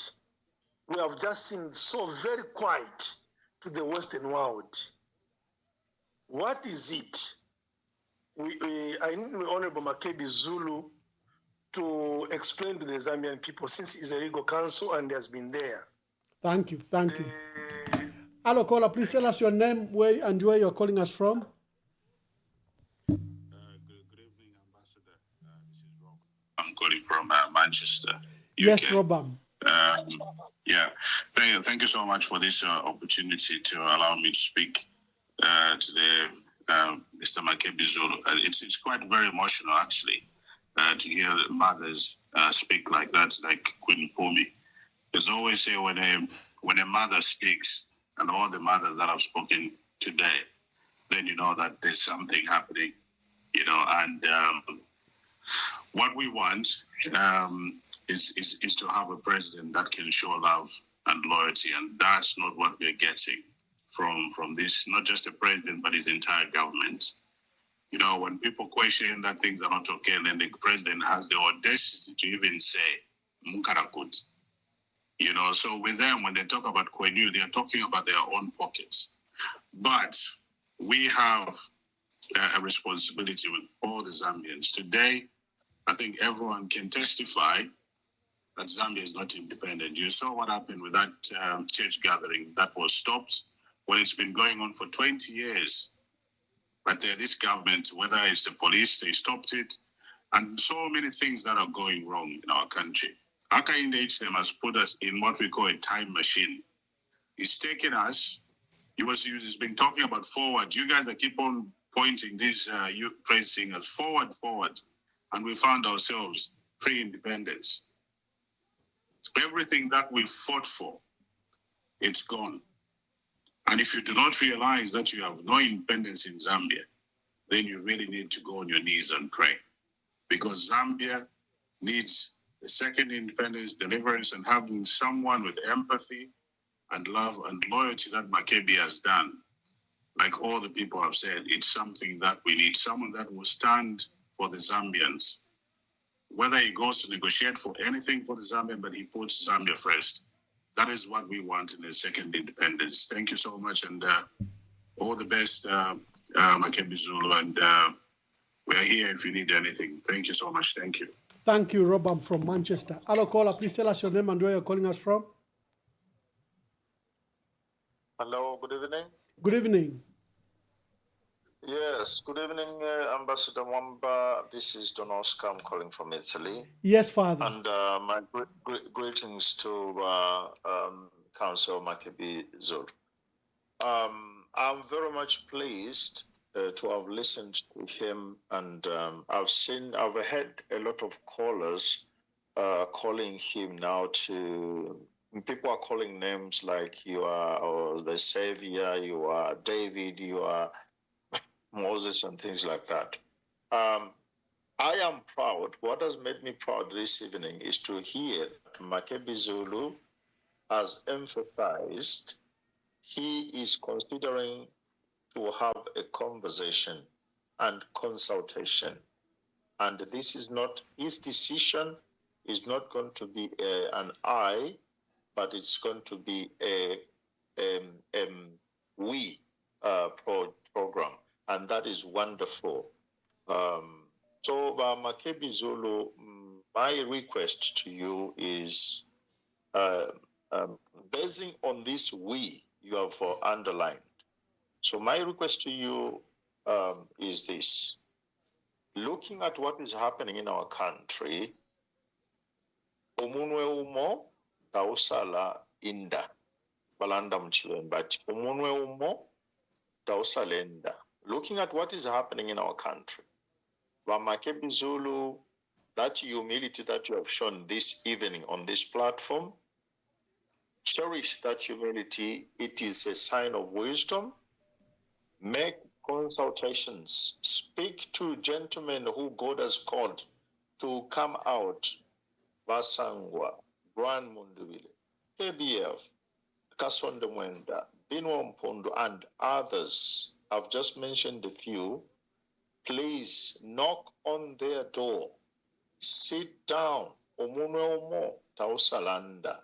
And God is going to choose, is going to enlighten all of you to come out with a person who is going to listen to the cries of the millions and millions of Zambians. So thank you very much, Makebi Zulu. My request is don't harass in making your decision.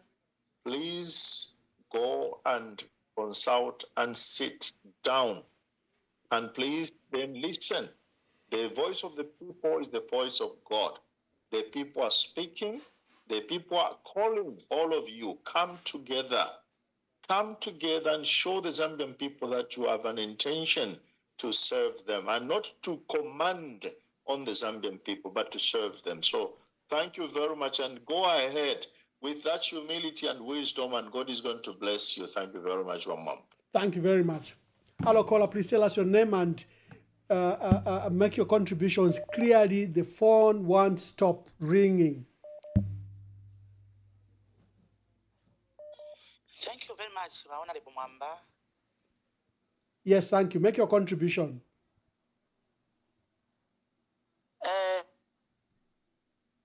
Bana Angela,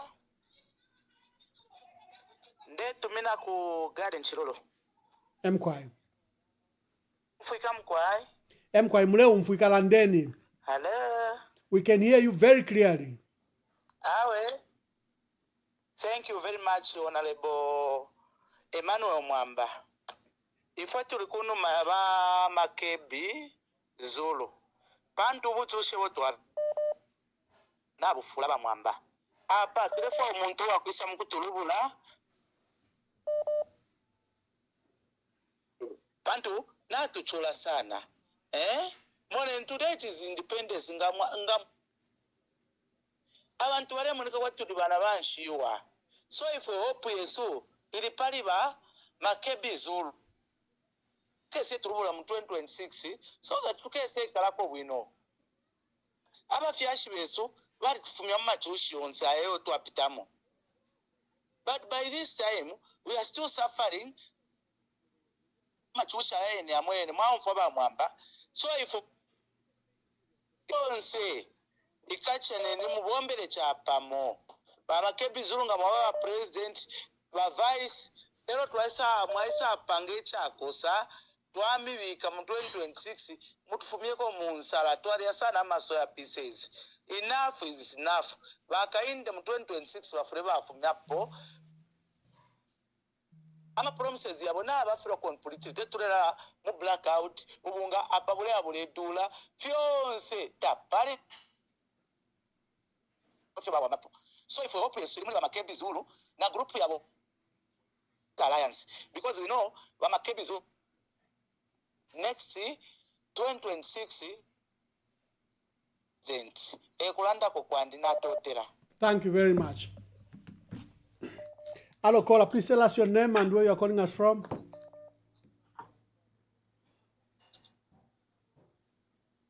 Hello caller, please tell us your name and where you are calling us from. Imbira ya mushita bayasukira mwabombe nima mwamba wesu. Endita. Ya mkwai. Wa Makebi Zulu mpende tata. Bale myumfwa.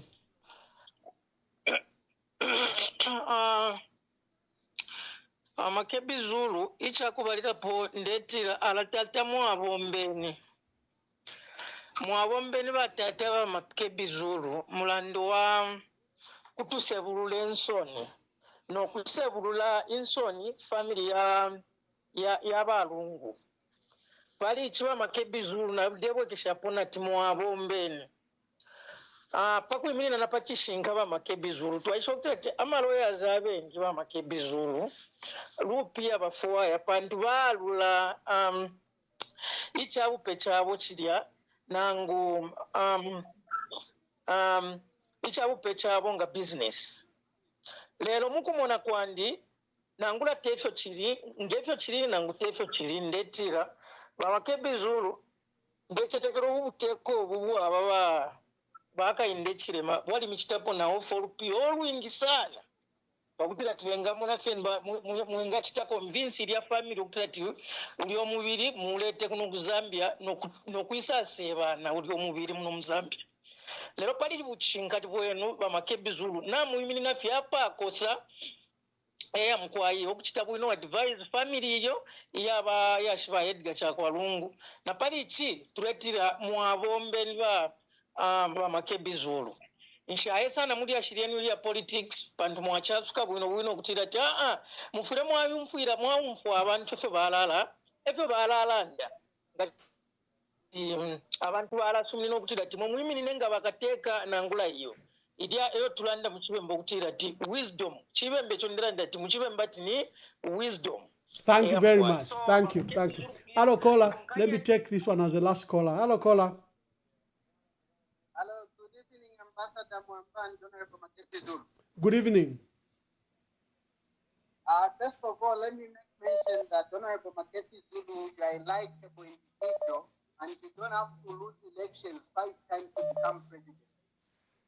So already that's a strength.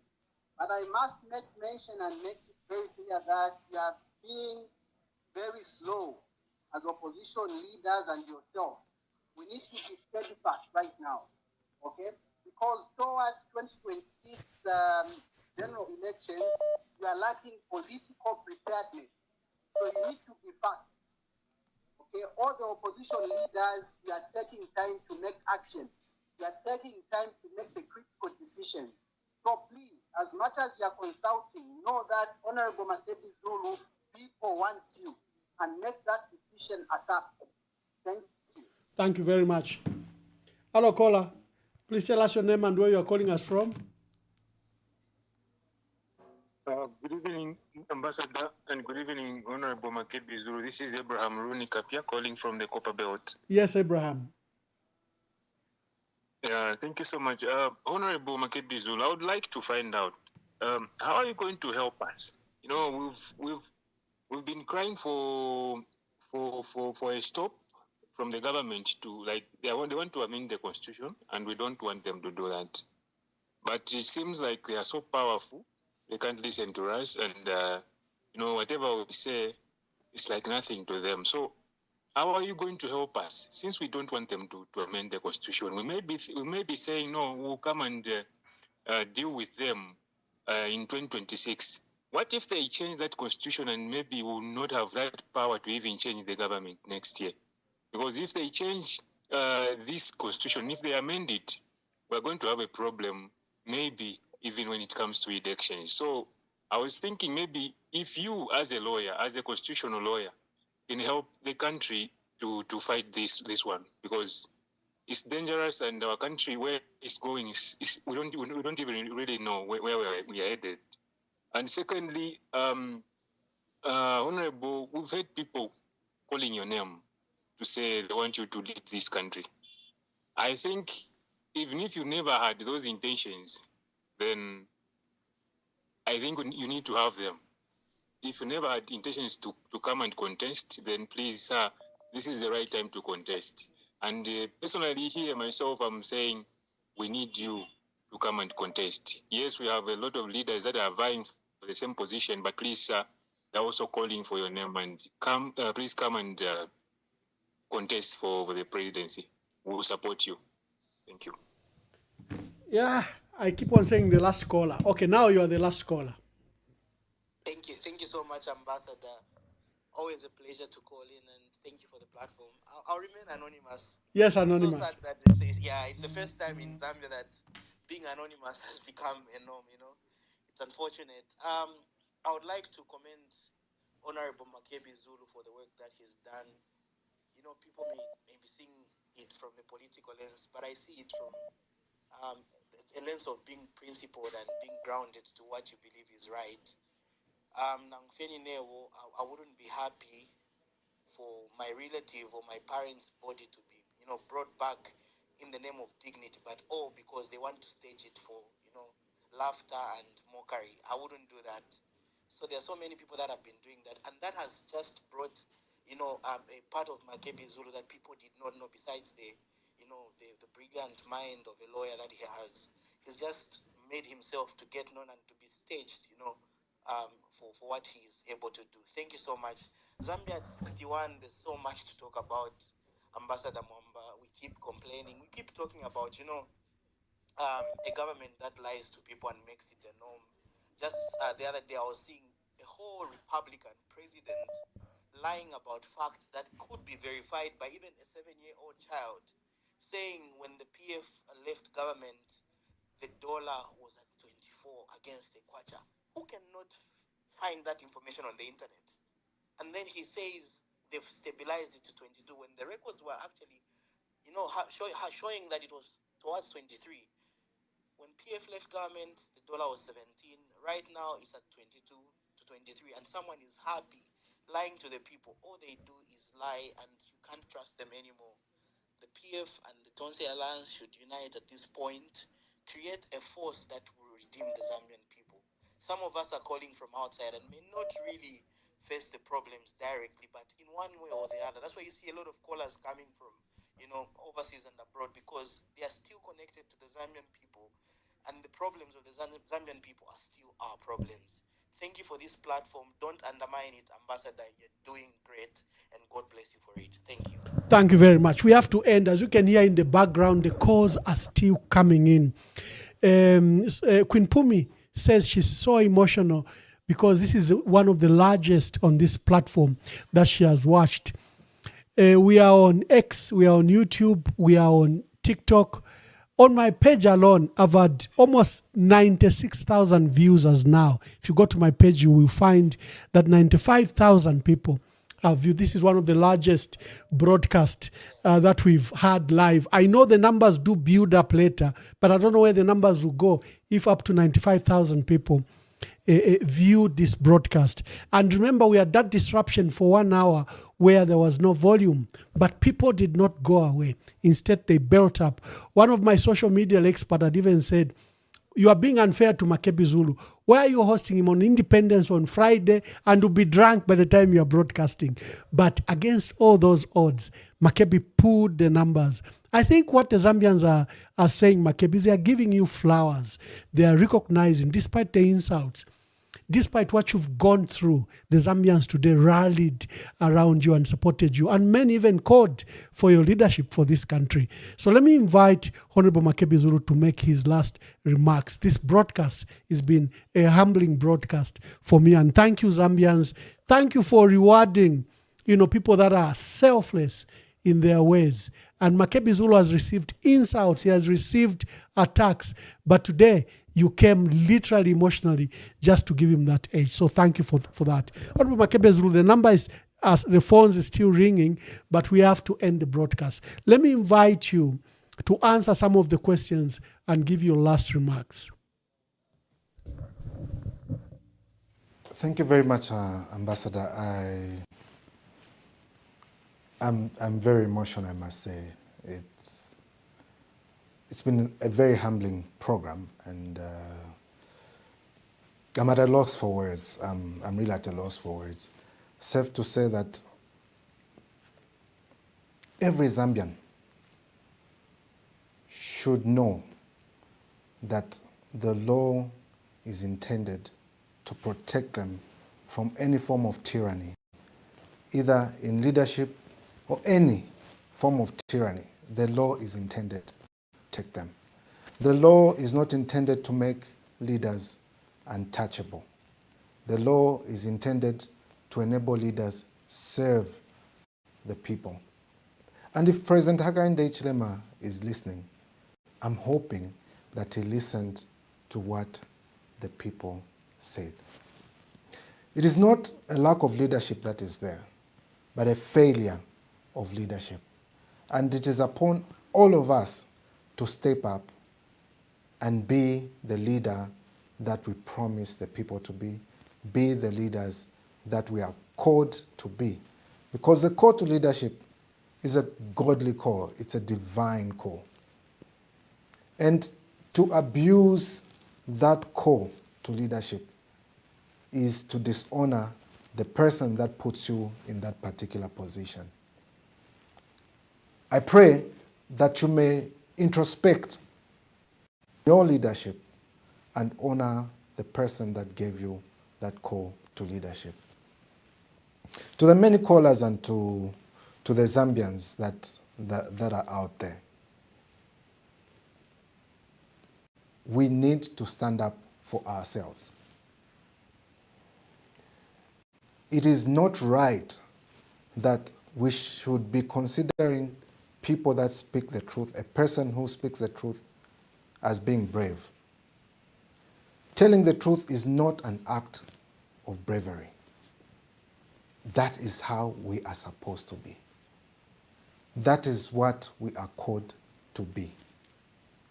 And in so doing, we'll be of service to everyone. This call to duty is a call for everyone. I'll say it again, it's a call for everyone. No one is going to come from outside Zambia to save us. We must save ourselves. We should save ourselves. And we have processes that we have put in place to save ourselves. Let's honor those processes. Even if we're going to choose Queen Pumi and say, Queen Pumi, stand. Let us all rally behind Queen Pumi because that leadership is from God. You have called on me to stand, and I'm saying it is not about me, it is about all of us. And in these consultations, like Father Pombe Oscar Mansa has said, it is a matter of consulting and a matter of everyone coming together. What I hear the Zambians say is that everyone in the opposition come together, let us save our country, because no one else is going to save us. So my call is to Dr. Sangwa. My call is to KBF. My call is to Brian Mundubile.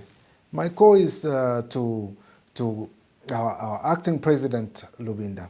My call is to Kasonde Mwenda. My call is to Chishimba Kambwidi. My call is to every leader of the opposition, every leader within the party, every leader outside the party. Can't we do this one thing for Zambia? Can't we come together and unite for Zambia? That is what Edgar Lungu died for.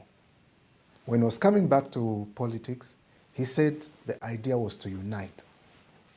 When he was part of UKA and part of Tonse, the song that he sang through and through was to unite the opposition for purposes of saving our country. There will be a failure of leadership on the part of the opposition if we do not come together.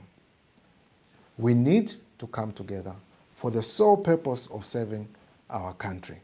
And duty calls now. This call is not to any one individual.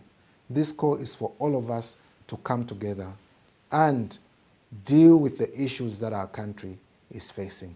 Because only us as Zambians, only we as Zambians can save our country. And like I did say earlier, this is not a we factor. We'll continue to consult.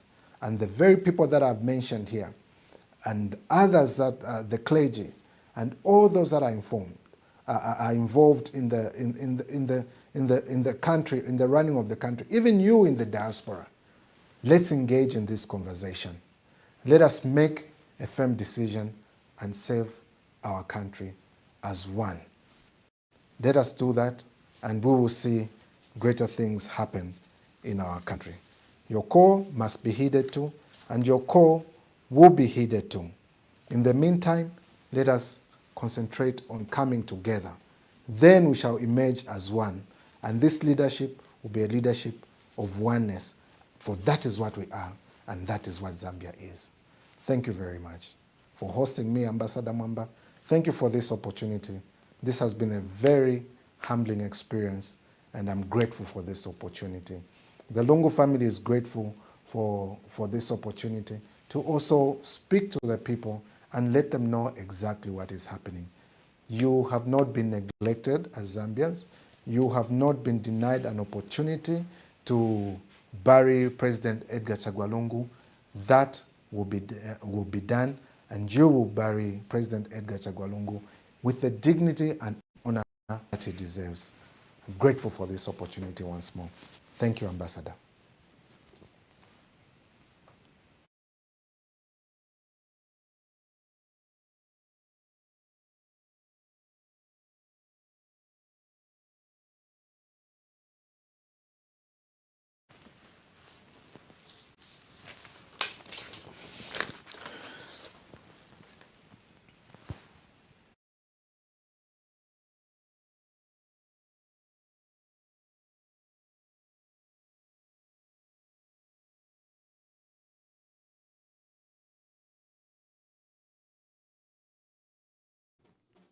Sorry, Honorable Makebi Zulu, I didn't realize I'd muted myself.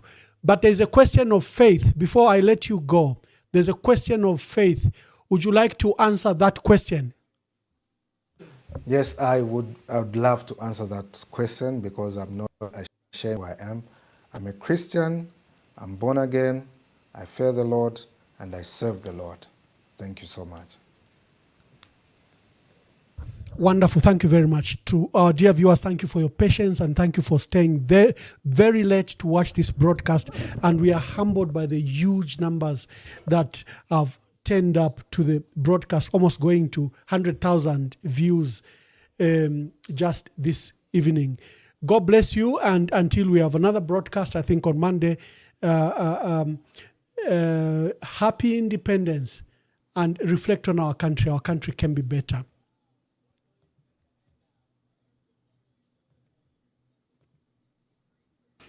So we urge our citizens that they remain calm.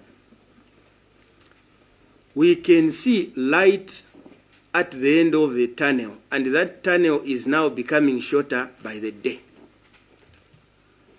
As we speak, we now have unprecedented rains in the last maybe 2 decades. And with those rains, yesterday Cabinet was informed that load shedding is likely to begin to diminish by June 2025. This is because the major water catchment areas of northwestern province into the Barotse, plains, and now also the Kafue, flood plains. Water takes 3 months journey to move from Kaleni Hills, from Chavuma, to kill PF. And the same people should be presiding over his 10th memorial. The same people should be putting his ghost to rest forever, and we are watching. We can't accept that. That's why people are saying, what's going on in Zambia? What's going on? Because I don't want to say people were happy and excited when Mr. Sata passed on, because that's a fact. You can check it out for yourself. I don't want to say from day one, after Mr. Sata died, people began trying to destroy his memory by destroying PF. Just to put it very in clear context, you are saying when Mr. Sata died, some people celebrated. Yes. They even began to campaign immediately. Yes. Yes. They saw it as an opportunity to get to office. Yes. So that is a fact. And now, the same people went further when they got power in 2021 to destroy his party. And tomorrow they want to attend the memorial to make sure that even his party dies with him forever. We can't allow that. So for me, I'm waiting between now and tomorrow morning to see what happens. How can you allow somebody who has murdered your son or your daughter and you are still mourning to come and attend the funeral and be made to speak at the funeral? But how good your son was. And you know about it, you say, wait a minute, what's happening?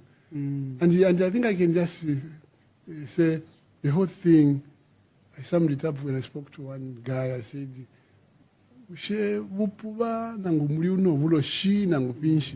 because how can you, Ambassador, a Catholic, be remembered in a Jehovah's Witness hall?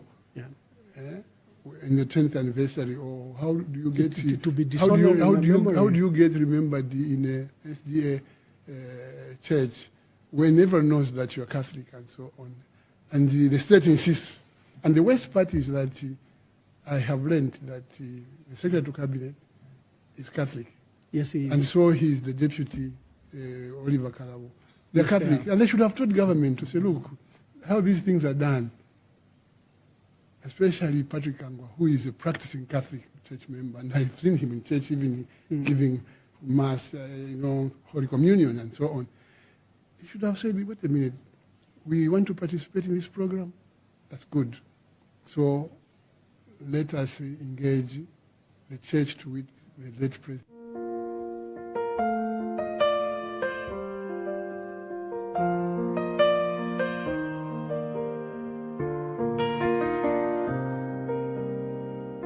Today we stand at a crossroads.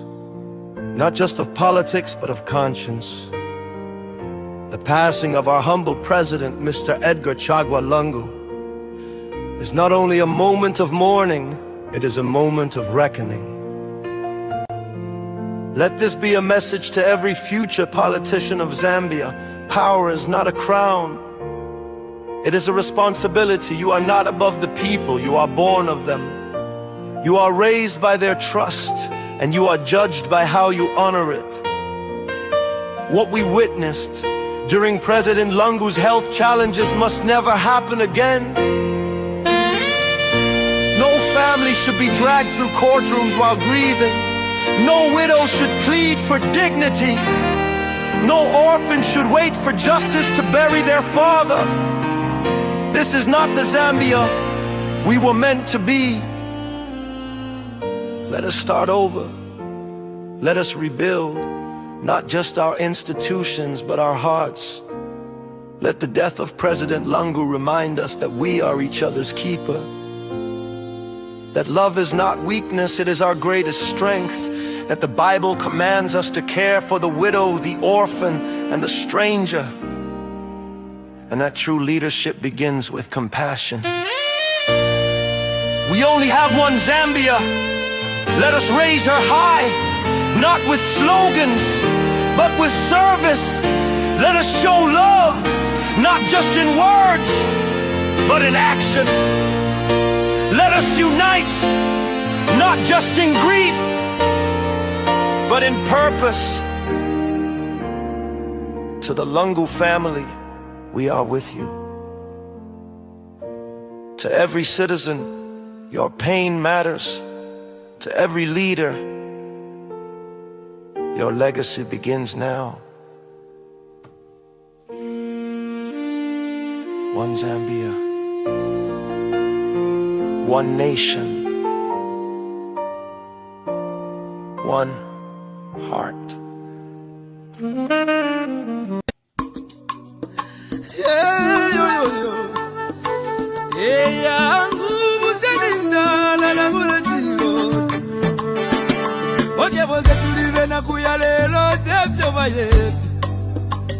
Amitapendwa ya vintu ifisumbe vyoto kula kuibukisha kana depotimo wimbo wa temenwa katongi abazunga batita katongi nakula kuibukisha kateka kaibukubuna kapona neseko syove pamenso yangu maume maya kiyaba maume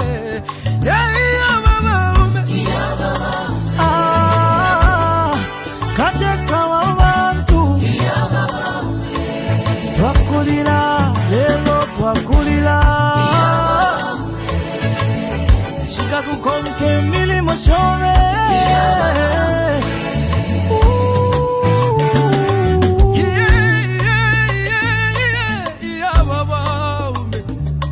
ale filamba yena minta pengo sile eti kume mokulo ndolola vale lilo wingi